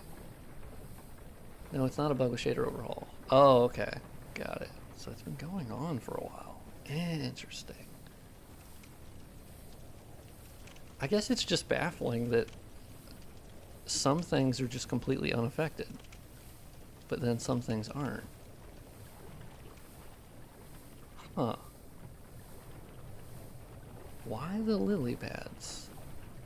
And then a portion of this. Okay. Huh. That's just real fucking weird, man. That's just... That's one of where you just shrug and go, dude, I don't know, man. Anything with transparency. But see, the wooden boards don't. They're just like a normal... They're just kind of your normal texture. So I don't... So we have the ground working. The big structures are working. Yeah, there is this blackness here. Yeah, maybe there is something going on with transparent. At least you know how to spawn this issue. Yeah. That's weird. That's just really fucking strange. Huh. Why are there footprints above the water? Yeah. Yeah. Interesting. So yeah, this alpha, yeah, so those are cobwebs. That alpha got fucking wrecked. Interesting. So it could be alpha related. Huh. I still don't know why though. I don't know why it would just not be loading that correctly. And why a reload would fix it. I don't know. I genuinely like that. What was that site where you could download Demon Souls? Oh yeah, it's called Vim, VIMM.net, or vimslayer.net. It's one of those. Yeah, Vim's Lair. Does this affect other areas too, or just Blighttown? That's the interesting thing. Like, I guess I'd have to... What if we run to the other side? Well, no, I mean, I guess... Well, actually, no. Let's go to Izalith. And not warp or anything. And I'm curious. Does it work? That would be even weirder. If it's literally just Blighttown. I mean, I guess that gives me a place to investigate, but like... Why? Weird. Yeah, you can see it going on in here. Yeah, this is creepy. Oh, you guys should play the darkness mod I put out. Oh, okay, so the floor is fine. Yeah, once again, it does seem like an alpha issue. Weird, man. Yeah, this is creepy.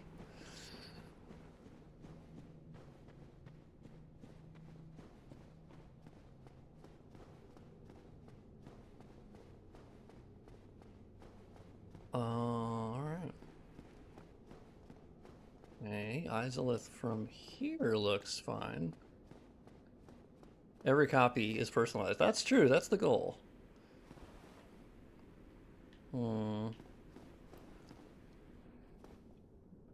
does look a little bit darker than I'm used to. Interesting. Oh, yeah, like there's RGB and then there's A. And so, yeah, red, green, blue, and then alpha is the other channel. And the alpha is transparency. Oh, it's happening in here too.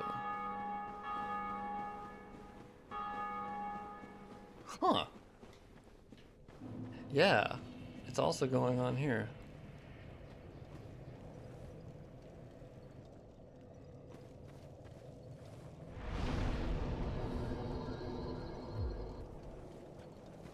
What the hell is this fucking specular effect? Oh, well, yeah, now the floor looks weird.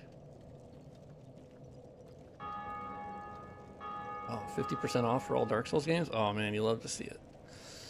Yeah, what's going on now? Now I can only see the specular. Or more of the specular. Like, normally it's not this glossy. What is happening? What the fuck is going on? Yeah, I already have them all, too. Oh, this is just fucking weird. I'm glad a reload fixes it. That's nice. I'm glad that, like, it doesn't just fucking prolong, but, like... Okay. Yeah, it's still going on. Like, Izalith looks less fucked up, but that's because it's already, like, just red and black anyway. Weird. Fucking weird, man. Oh, I went the wrong way.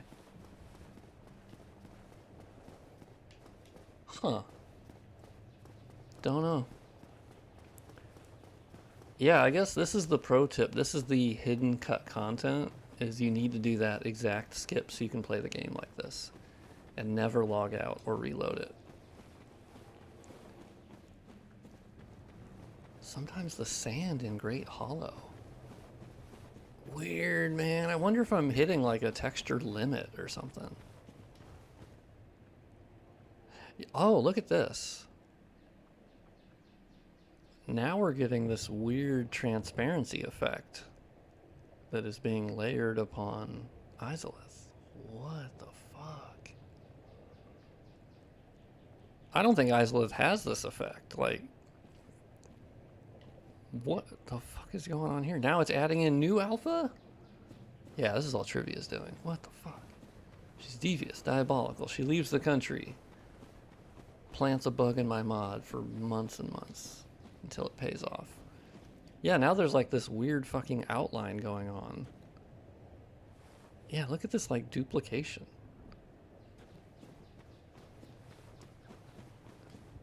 Yeah, Dark Souls 1 is weird, man.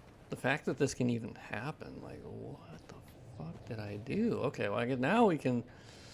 In Quelaag and further dark down spots, but not on the ground far from it. Yes, there's admittedly pre-existing issues with some of the transparency effects and that FromSoft was using, and it didn't really look that good, to be honest. So this part's mostly normal, but it is like, you can tell the texture resolution is not what it should be. And it's like a little bit more glossy. Yeah, something's fucking up with Tomb of the Giants linked with Blighttown. It's not officially, as far as like, I don't think it has a connect collision. I mean, it does actually look pretty good for Izalith, but I'm curious if we unload it now. Unless I'm hitting a texture limit, where that run, for some reason, stores enough textures as you go. But I feel like I would have seen that before, because I'm literally in this game all the fucking time. Like, oh, actually the texture still looks like dog shit. Oh, well, okay. Oh yeah, that texture's nasty. What the fuck? Okay, so this is how Izalith actually looks like, which is about the same. Yeah, it is all the M14 map. It is. Well, Tomb of the Giants isn't. Tomb of the Giants is M13. But Blighttown and Izalith, yes, is M14. Because there's an aperture that has a view in Izalith. Yeah. So from Tomb of the Giants, well, yeah, yeah. Tomb of the Giants does have a connect collision that loads Izalith. That's true, it does. Yeah. Huh. Yeah, I don't know why that would. And I don't know why it would cause it in such a specific case. Like, huh. Yeah, this texture actually looks like shit. That was a good reminder. I think it's not using my upscaled one at all. Weird. Maybe too much data. Yeah, I don't know. It's weird. Yeah. I mean, admittedly, it's pretty fucky. The whole thing is held together with duct tape, but. And I am throwing a lot of data at it. I get it. I'm like, there's a lot of textures. Also, that's the funny thing is that there are occasional surfaces in this game where you'll upscale it to 4K or a higher resolution or whatever, and it'll just crash the game. But not all the time. It was weird. There was a surface in Firelink Shrine, one of the main ones, and it was 2K original, right? And then I went up to 4K, and the game just wouldn't load. But I've been able to go back to that texture much later and upscale it to 4K, and it was fine. Now, why is that? I have no goddamn idea. I don't know, man. I don't pretend to understand why it would crash the game sometimes and it wouldn't. Because I remember upscaling textures for Dark Souls Remastered before I ever started this mod. And I remember going through and I upscaled like a shitload of textures, and the game would literally never load. Yeah, maybe the fact you try to bring in real models. I mean, that's generally the only place that's like super happening is Undead Burg. I'm not really doing it with the other areas nearly as much. But then again, when you're in Firelink, it does have a connect collision to load some of. I don't know. Yeah, that's interesting. That might be some real nitty gritty stuff that. I mean, luckily, I think it's pretty minor overall, right? Um, let's load up the Soulstruct project here. It's funny I called it the Soulstruct project, but it's not really even based on that. I used Soulstruct for like a second, and then I went to DS Map Studio, so I just kept it that name. Uh, okay.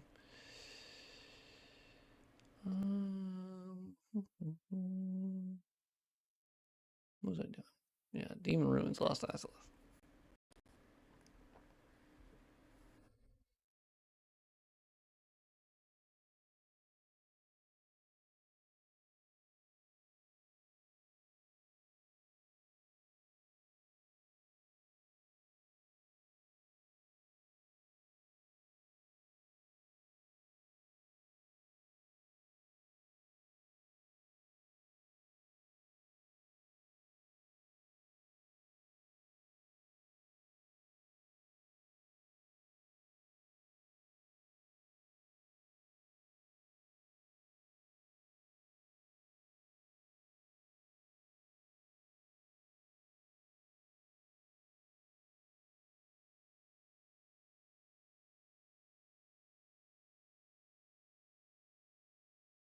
Here to comment on the Stellar Blade controversy? Oh no, don't get me started again.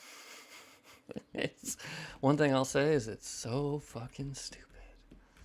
It's one of the dumbest controversies I have ever seen. All right, let's check out. Uh, so it is 10. Okay, nice. Yeah, did you know the top layer of lava is object O4500? Because, yeah, then it disappears. But yeah, let's load up model O10 because I think it's not using my upscaled textures.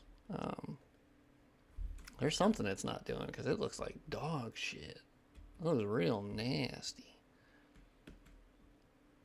Well, actually, funnily, it doesn't match this at all. I think it's a blend of textures. So that's material index 11. All right. So let's go into map. 1401. And then it's 10, so that makes it easy. So it's this. I might need to do me little texture thingy again. If I can find the goddamn model. Actually, no, I already know it's 11, so that's true. It is a blend. That makes sense. Yeah, it's wall 14, wall 14 lava. One, I might need to rename both of those because it seems like it's not using either one, realistically. In terms, it's not using like the high quality variants, as far as I can tell. Right?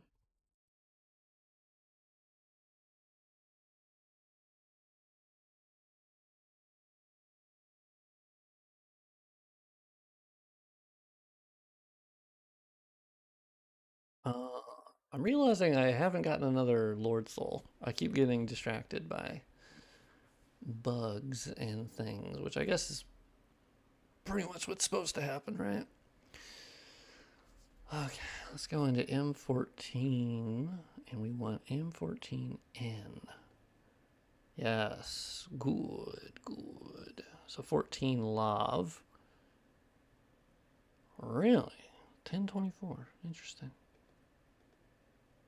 2048. Huh. Alright. Alrighty. Uh, yeah, let me upscale that. I don't know if you loaded another map through a connect collision.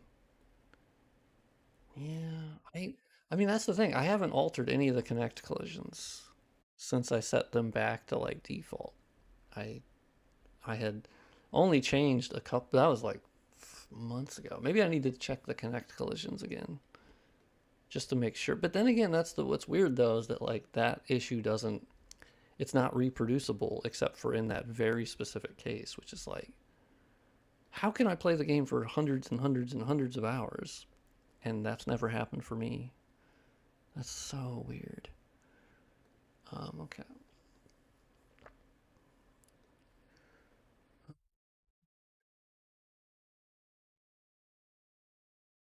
Yeah, it's funny that the game doesn't crash at all. Yeah,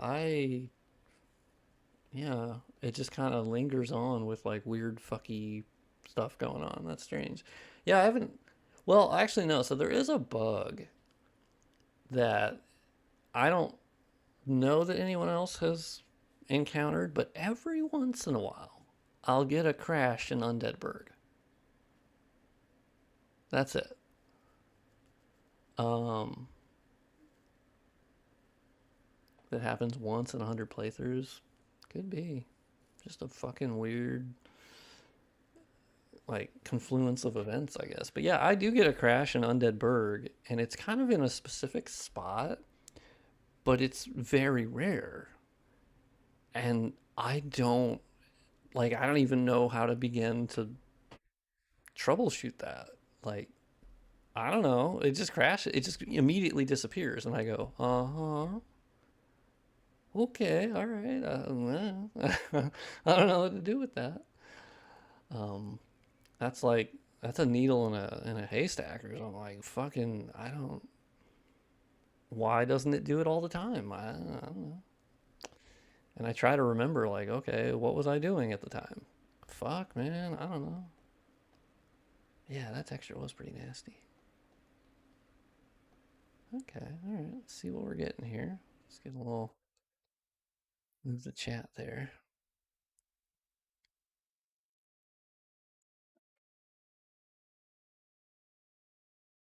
Yeah, that's significantly better. Um, okay, yeah. Added a good amount of crunchiness to the texture.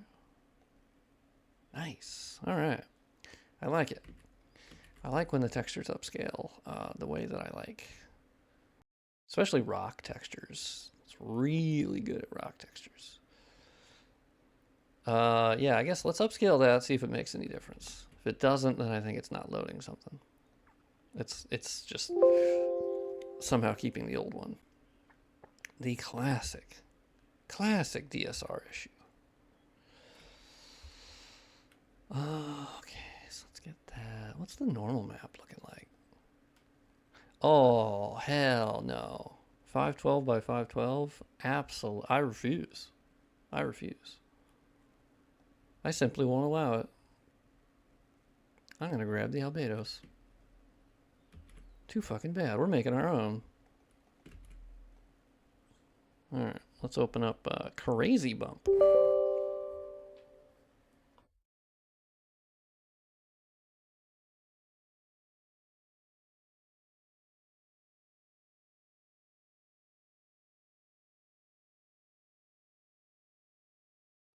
Let's load. Oh, yeah, I was doing some Northern Undead Asylum textures last time. M14 sure, sure. 14 lava. Where the bumps are. Insane. Oh, what's up, Mortal Crux? By the way, everyone, as I always say, go wishlist that game right now. Mortal Crux on Steam. I swear to God. Don't make me don't make me curse you and you have half health. And I'll actually, you know what? I'm gonna do it like DS1 1.0, where your health just keeps going down if you don't wishlist Mortal Crux on Steam. Uh, yeah, what's up, homie? How are you today?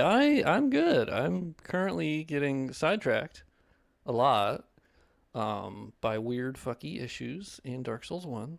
Uh, you just missed a real big showcase of like chat was yeah DS1 curse was 1.0. Fuck yeah, cowards! I tell you that they undid that. And DS2 went fuck, we'll do it. Although we'll only go down to half. That's true. Damn, they could have done that better. Fuck. They kind of partially brought it back, at least for the top part of the health. But then it was gradual, so I guess it was weaker. Yeah.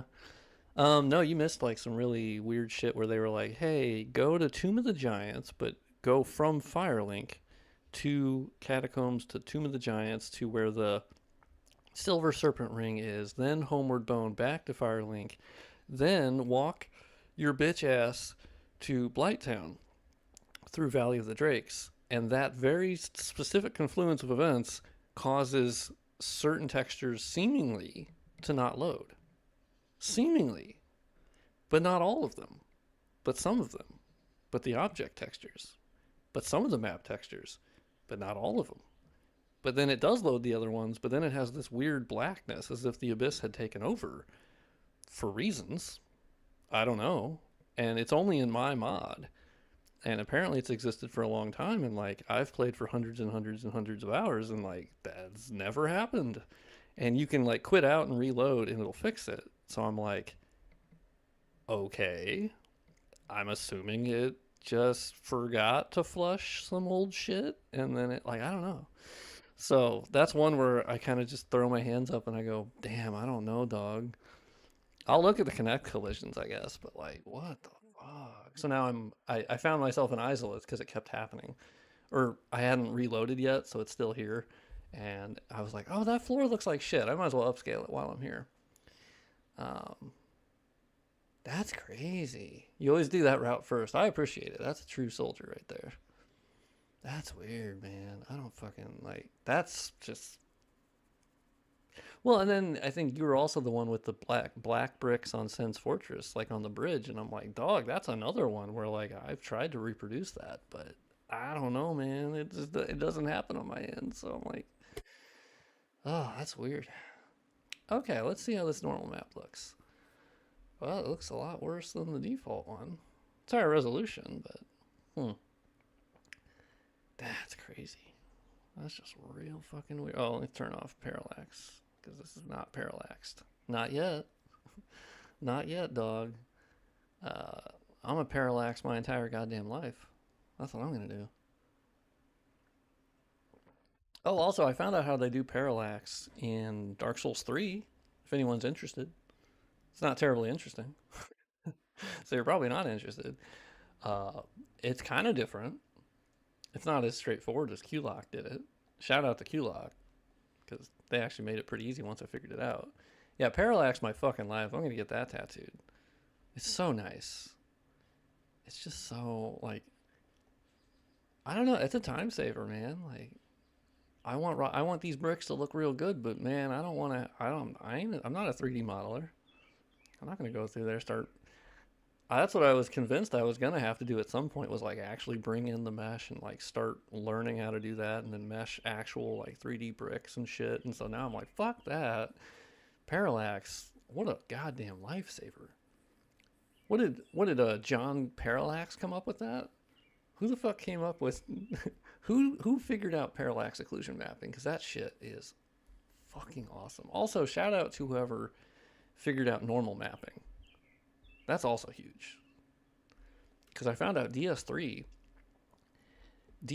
does not use parallax occlusion mapping almost at all. It literally uses it on like one surface. It's crazy. I don't get it.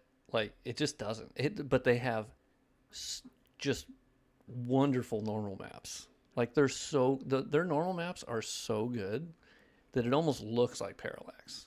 That's how high quality their normal maps are, and it kind of makes up for it. Um, but it's crazy to think that my mod has more parallax than Dark Souls 3. Hell, even DSR by default had more parallax than DS3, which is crazy to think of, but I guess it was 2 years later when it came out. But what was I doing? Yeah, I was trying to make this look better. Detail can I get without it looking too fucky? Also, let me know, guys, if you can hear a lawnmower. If you can hear a lawnmower, then I can close my window. If you can't hear a lawnmower, then we're great. Uh, you said they generated S maps for everything. I didn't map. Oh, I didn't find a map for skulls on M18. Oh, you can't hear it? Fantastic. Excellent. Yeah, my mic should be, it's using NVIDIA broadcast, so theoretically it should, like, you know, get rid of that, but it's also kind of far away.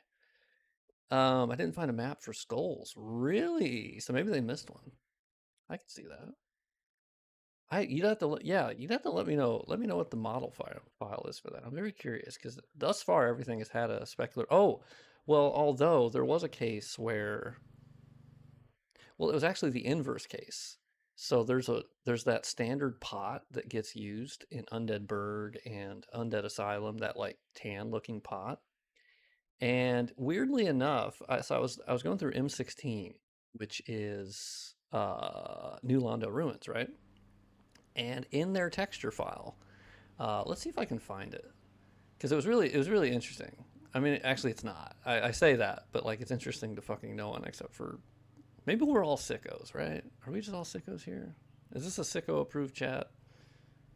Um, let's see if it's in here. M16. So anyway, I was looking for the pot textures. Yeah, here you go. So it was really interesting. So I was going through here, and I'm going through the textures, and you see M16 object pot 3 underscore S. So it has the spec map, and you're like, well, wait, where the fuck? Yeah, here's M16 object skull, and it's got the albedo, the normal, and the specular. And you're sitting there going, well, wait, why is there only a specular map for the pot? Where the fuck is the albedo and the normal map? For whatever fucking reason, they stored it in the 16 underscore 999, like catch all extra fucking thing where they keep the spec cube map, whatever the fuck shit. And they just randomly kept the pot. Only the pot is in there. That's weird. Like, why the fuck would you do that? But whatever. Like, okay, you put the pot textures, the two out of the three, in a separate folder. Like, I don't fucking know. It's special, I guess. I was like, it drove me crazy. And for some reason, I think Magpie had said something someday that reminded me that there was this extra, the 999 folder, which I just very rarely open. I have gone through it for each map because it does have some extra textures that for whatever reason they don't store in the other ones. I don't know why. I don't ask those questions. Yeah, who doesn't store their pot textures with their cube maps? Damn, I'm starting to learn game dev. Game dev 101. Fucking put your pot textures with the cube maps, but don't you fucking dare put the spec map with it. That's sacrilegious. So weird, man. Oh, 301. Really? Yeah, interesting. I'll have to take a look at that. I'll have to remember that. The chances of me remembering that are very low. Man, they went ham on this normal map. Jesus Christ. Although it's not always better to look too crazy. I've noticed that. Sometimes less is more. Are you changing brick's color? No, thankfully not. Not changing the color. Although you may be noticing here that the color is completely different, but that's only because the original one is BC5 compression. I forget the fucking name of what it's called. It's BC5. Oh yeah, it's BC5 linear unsigned ATI2. That is the very specific one that DSR likes. And this one, what Crazy Bump is generating is a BC1 normal map. And so the coloring looks different, but I promise you when I save it, it'll be back to looking normal. Yeah, there you go. I'm okay with a less like crazy normal map. I'm pretty okay with that. Doesn't look, we'll see how it looks in game. Okay, so basically we save it. And then you'll see that in the folder, it now looks like a BC1, which it is. But then we're going to go BC5. And it basically moves the color channels. And then, ho, it's yellow. It's really annoying that, like, Dark Souls 2, the Dark Souls 2 vanilla just uses standard BC1 normal maps. It's fantastic. It's great. I don't have to convert them. I don't have to do anything. And then Scholar of the First Sin, they move their red data, the red channel, they move into the alpha channel because it's like more efficient. And so they kind of look like pinkish and transparent when you try to pull them up, right? And then Dark Souls 3 once again goes weird and they do BC7 for their normal maps, which I'm like, I kind of heard the BC7 like wasn't the preference for normal maps. I don't know. I'm not an expert. Another bug, I think, in Tomb of the Giants. Planar reflections, I think, in Tomb of the Giants. The only ones I can think of are the Nito's boss room and before his boss room. Those are kind of the planar reflections I have currently. Save that. Okay, okay. This one is already suitably high resolution. I probably need to close the Blender Soul Struct, but we will open up Prepare to Die project. That might let me repack it. We'll see. No, it does not. Okay. Shit in my ass. Okay. Not literally, figuratively. Actually, not even figuratively. Has the wrong format of SMAP. Oh, yeah, I know what you're talking about. Yes. Yes. I was messing with that statue and they have their normal map set as BC1, but like that's how it is unmodded, right? And then they have their spec map saved as BC7 when they're normally BC1. It's all kind of fucked. Like that statue is fucking weird, man. Like I even matching what vanilla does, even with their, and you can also go into Witchy and then like obviously change the formats. But there was like this weird bug that if I would upscale the one albedo texture, no matter what compression I would use, even like the default one, um, it it had this really weird artifact on it that wasn't a compression artifact. It was only on a specific portion of the texture.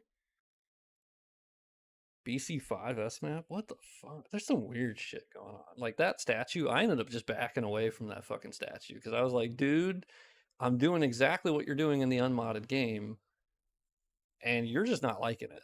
Like there was some weird, it couldn't accept a higher resolution uh, albedo texture.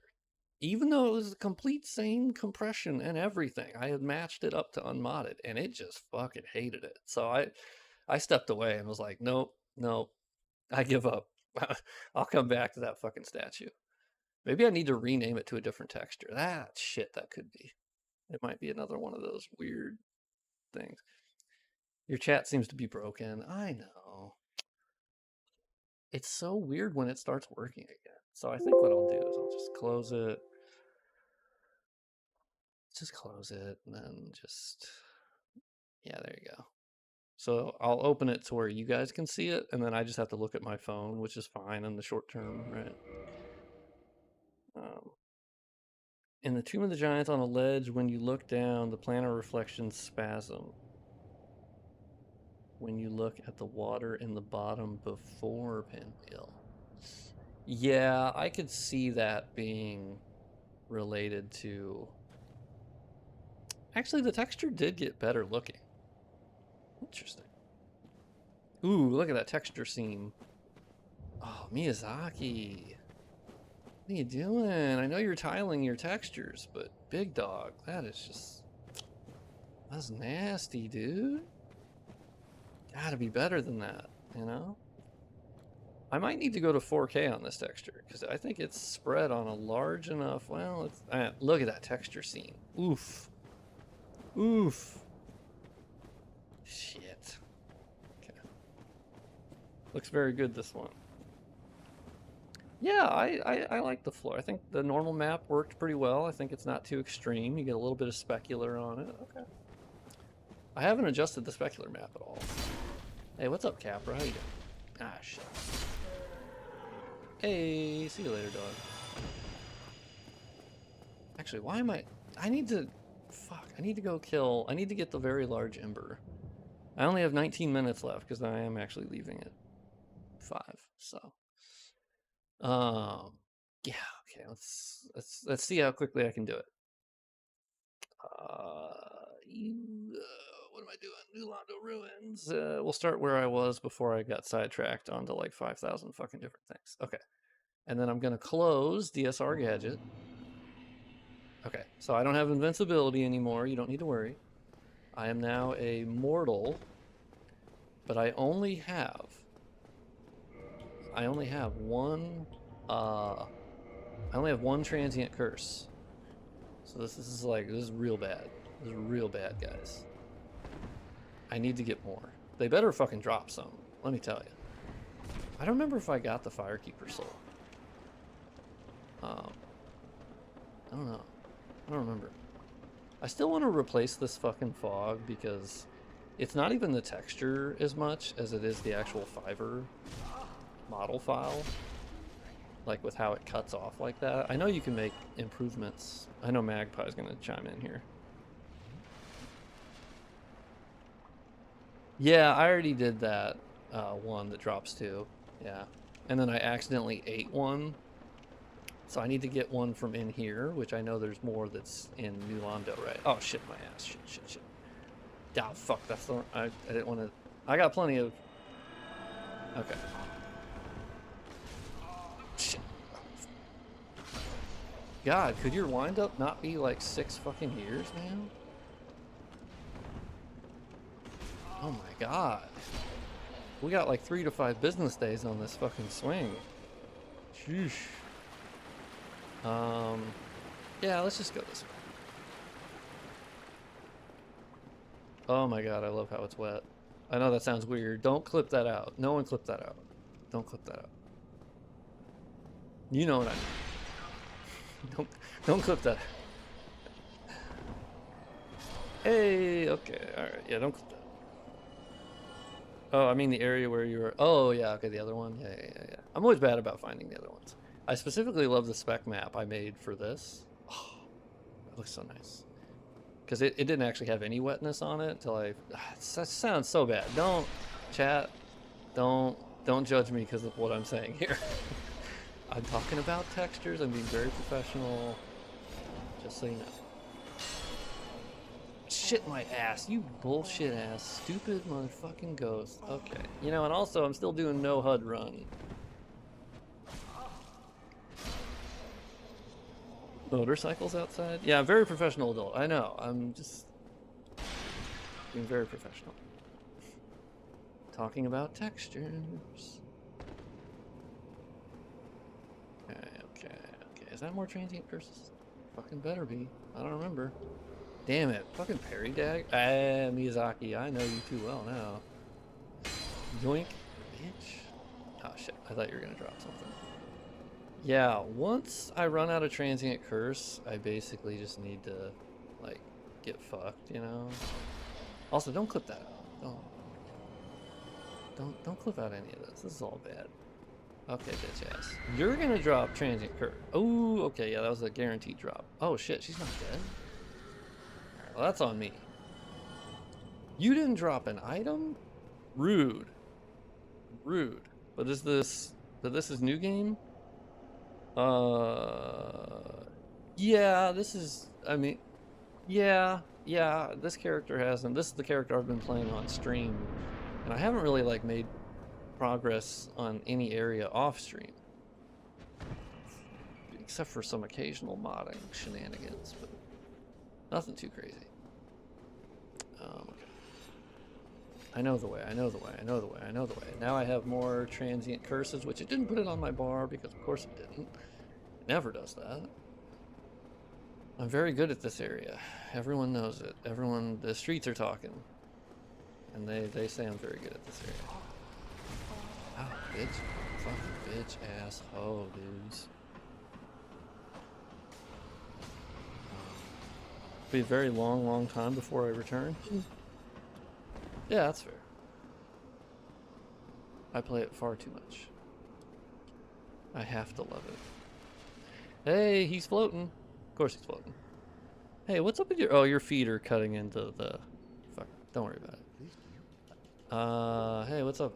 You know, I find it... It's kind of weird, my dude, that you just give me the key, man. That's weird, dude. I think you know that's weird. Right? Oh my god, I have 86,000? Jesus Christ. That's funny. Oh my god. Okay. So I've this is the classic, like, risk it for the biscuit. I don't care. I got 86,000. I'm jamming right now. The stakes have never been higher. Okay.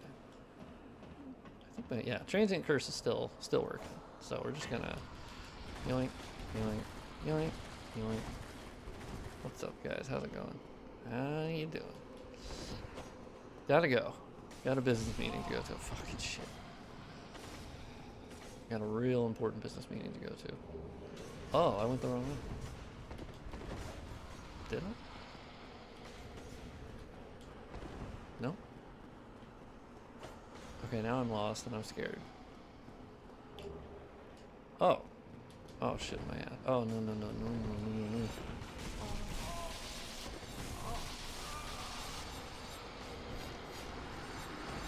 Okay, that worked out real well.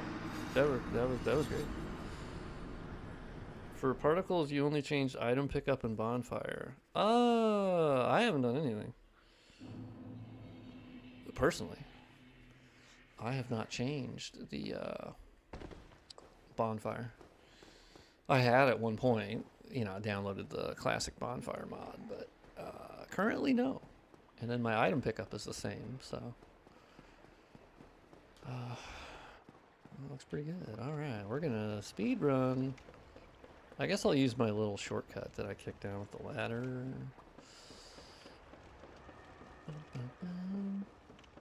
The good thing is modding this game for so long doesn't make me good at it. I like that. That's nice. Kind of. It's funny. It's better content, okay? That's why. It's all about the content. So I believe you go over here. And then we go... Oh, no. Oh no.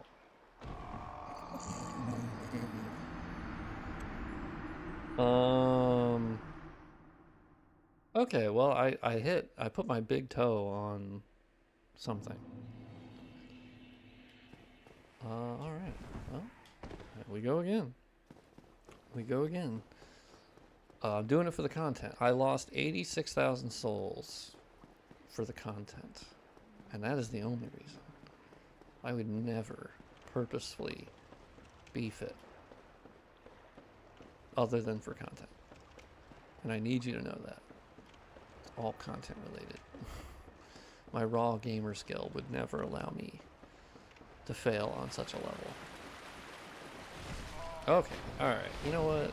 Yeah, I also have kind of like not great armor on, but I like fast roll, you know? For kings, I generally do that with like heavy armor on because I fucking hate that boss fight. I'm not a big fan of it. Oh my god, okay, I rolled. I rolled. We all knew I was gonna roll. You have the serpent ring. Yeah, I do. Yeah, true. But at this point, nah. I'm past needing a bunch of souls, you know. I'm just jamming out here. Nope, wrong one. Oh, right one. Alright. I am a goddamn capital G gamer.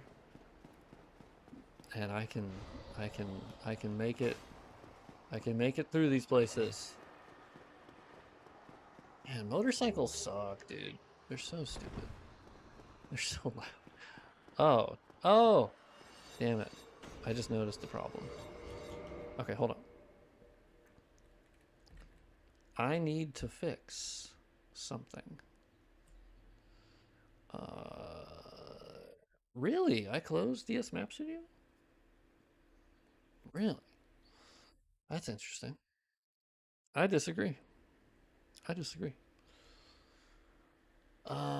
Let's go to Nulando. Yeah, it looks like it's not using my upgraded textures for the cobble, which happens pretty often because I have to tell it to use a different one. So we go this way, and we go this way, and then I think it's up here. Yes, 26 hundo. Hundo. 16. I wish it was.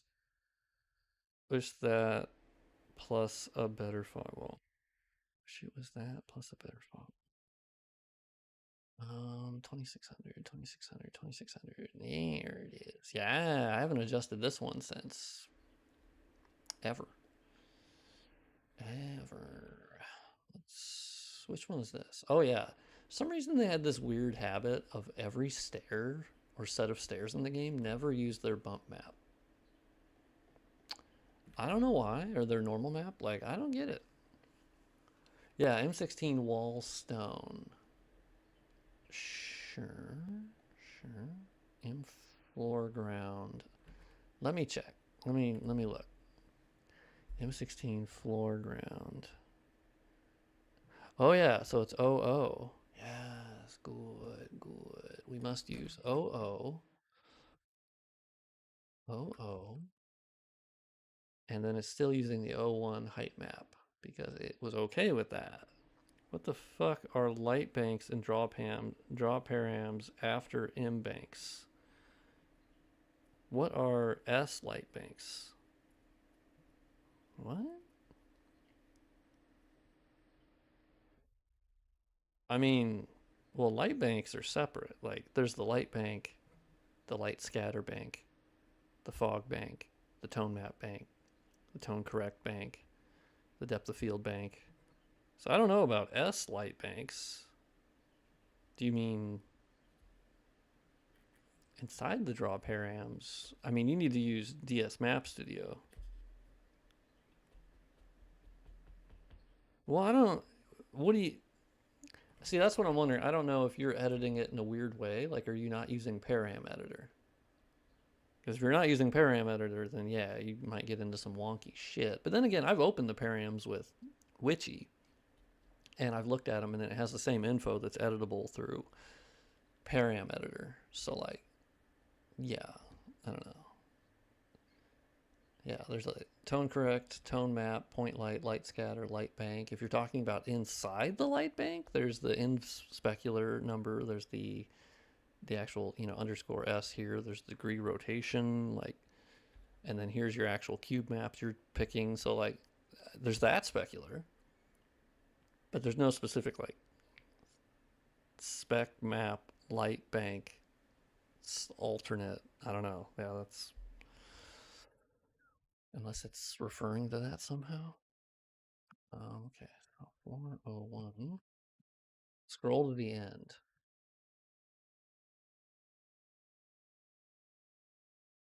Oh, I'll be real with you. I've never seen these before. I've literally never scrolled all the way down. What the fuck? Uh, what?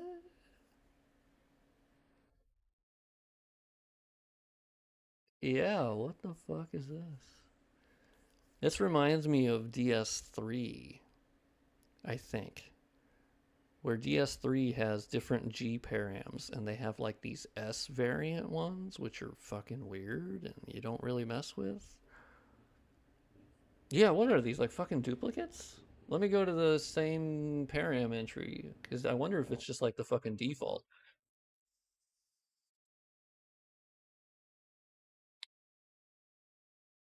Yeah, they're like identical except for they go back to the regular cube maps, which I changed manually.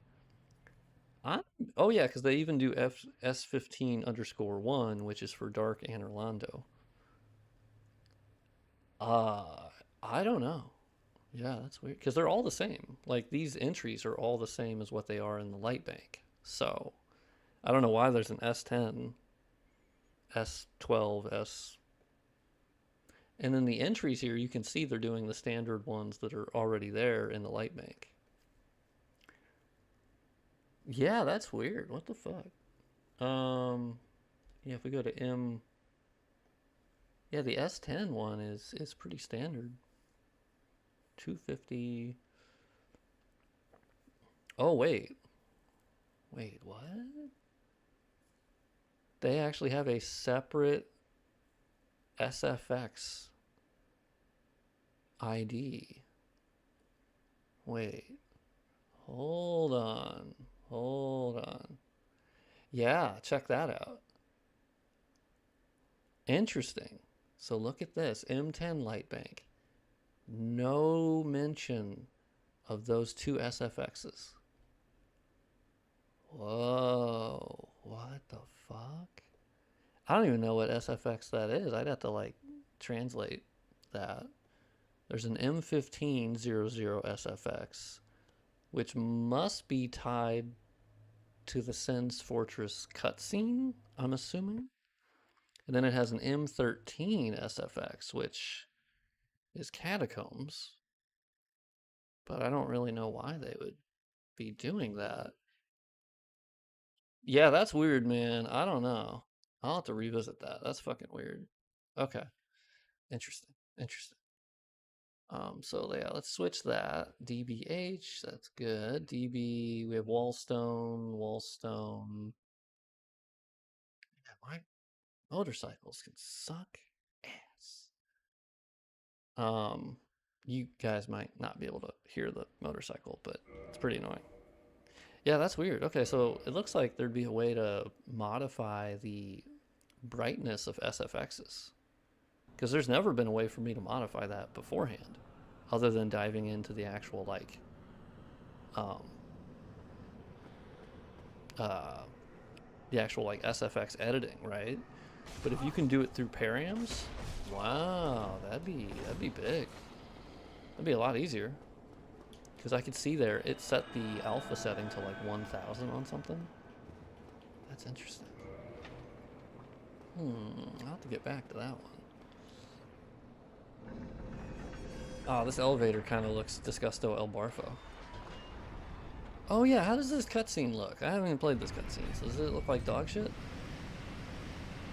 I mean the water looks kind of shitty, but what are you gonna do about that? Yeah, I need to update this cutscene. Oh, that looks okay. That looks good. Kind of. Yeah, okay. Oh, look how nasty that elevator is. Or the, not elevator, you know what I mean. You know what I mean.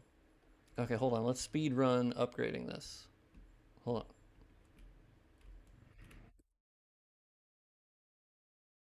6110. All right, we're on it. We are on it. 6110. There it is. Judging by the size, I think it actually is storing the textures in it. Maybe. It is! And they are low resolution. Excellent. Excellent. Oh, you love to see it. Oh, look at that spec map. Whoa, they went for orange? That's that's a rarity. Okay. Interesting. I'll have to remember that. All right. So let's do a little upscaling action here. It's a goddamn fucking File Explorer. I hate it. Every once in a while, File Explorer just decides that we're gonna have the biggest goddamn files ever. Why? I did not tell you to do that. I've never told you. Well, for some cases. Yeah, orange is okay. I'm okay with orange. I just don't see it that often. Okay. Ooh. Oh, we gotta crank this baby up. Oh, fuck yeah. Look at that texture. Oh my god. Oh, it's using the same portion of the texture that's actually used for the elevator that you ride down into New Londo. That's interesting. Okay. Really? Something I was wondering, in the earlier versions of the mod, you had grass on the floor before. Yeah, yeah, I didn't end up. I undid it because they didn't. I felt like the grass didn't. I don't know. It didn't fit that well. Like visually, I think really I just need to do more tweaking of it because even if you match the draw params to like the environment that it's in, the grass just looks distinctly different. And so I think there's a couple ways I could do that of just creating a separate texture for it and then modifying that texture. But it also barely even uses the texture that is for grass because it's just like a solid color. But when you pull up the texture for it, it's like an actual grass blade, but it doesn't reflect that at all. It's just like vertex coloring. So it's weird. Like the grass is kind of fucky. And so I kind of just was like, all right, let me just back off that. But yeah, I need to revisit that because I do think it looked kind of cool, but also stood out. So I've been of two minds on that. Yeah, that's true. And there are sparse flowers. Yeah, that's true. Okay, BC1, baby. Let's check out this normal map. Oof. Damn, there are good parts of this normal map, though. There's good parts of this normal map that I want to keep. And so what I can try to do is you basically size up this normal map to the texture resolution you're going to bring it to. Go to crazy bump, sheer insanity bump, and let's go to object. And you basically try to merge the two normal maps and see if it doesn't look like hot fucking trash, but brings in a little bit more detail and high resolution. So let's see what happens. I think the Prepare to Die edition uses some short grass that is from Undead Burg as well. I don't look at that. I don't think it does. They mirror each other quite well in terms of that. Um, as far as what I remember, but I could be wrong. I could be wrong. Now let's see if we can add in that other normal map, and hopefully it doesn't look too dog shitty. By default, it does. Don't worry.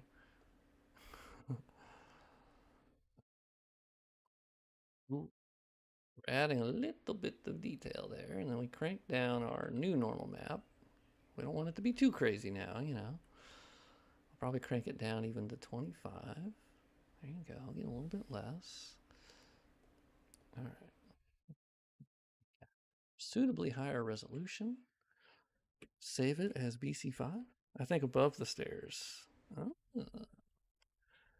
interesting. BC5, linear. All right. All righty. Let's take this baby out for a spin. That sounds weird. Don't clip that. I don't know if you can even clip on YouTube. You probably can. I don't know. Wow, look at that. It went from 600 kilobytes up to 8.3 megabytes. Woof.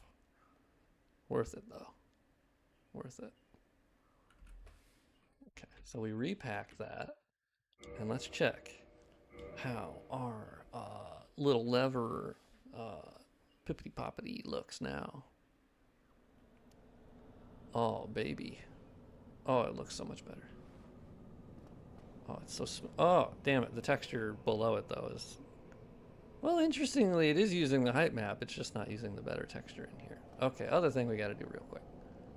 Yeah, that looks a lot better. Okay, one second. One other thing we got to do. Real fast. It's 2700. Okay. Okay. And then I got to end the stream. So we're in overtime here a little bit, but I'm pushing it just a bit, just before I forget, because I know I'll forget this. So 2700. Let's open that. Let's open that bad boy. Is it shared with the other lever in the valley? Yeah, I'll have to check that. That's a good call out, actually. It is fantastic. Although by default, this one doesn't show up unless I don't remember if I changed it to where it does show up. Because by default, all you see is the bottom. But I thought maybe I changed that so you could see it. But then some people were like, isn't that going to be confusing? No, you can see different draw groups. Yeah. It's weird that they had this placed here, but like you couldn't see it. So I think at some point they had the lever here to also open the door from the outside. But then they cut that.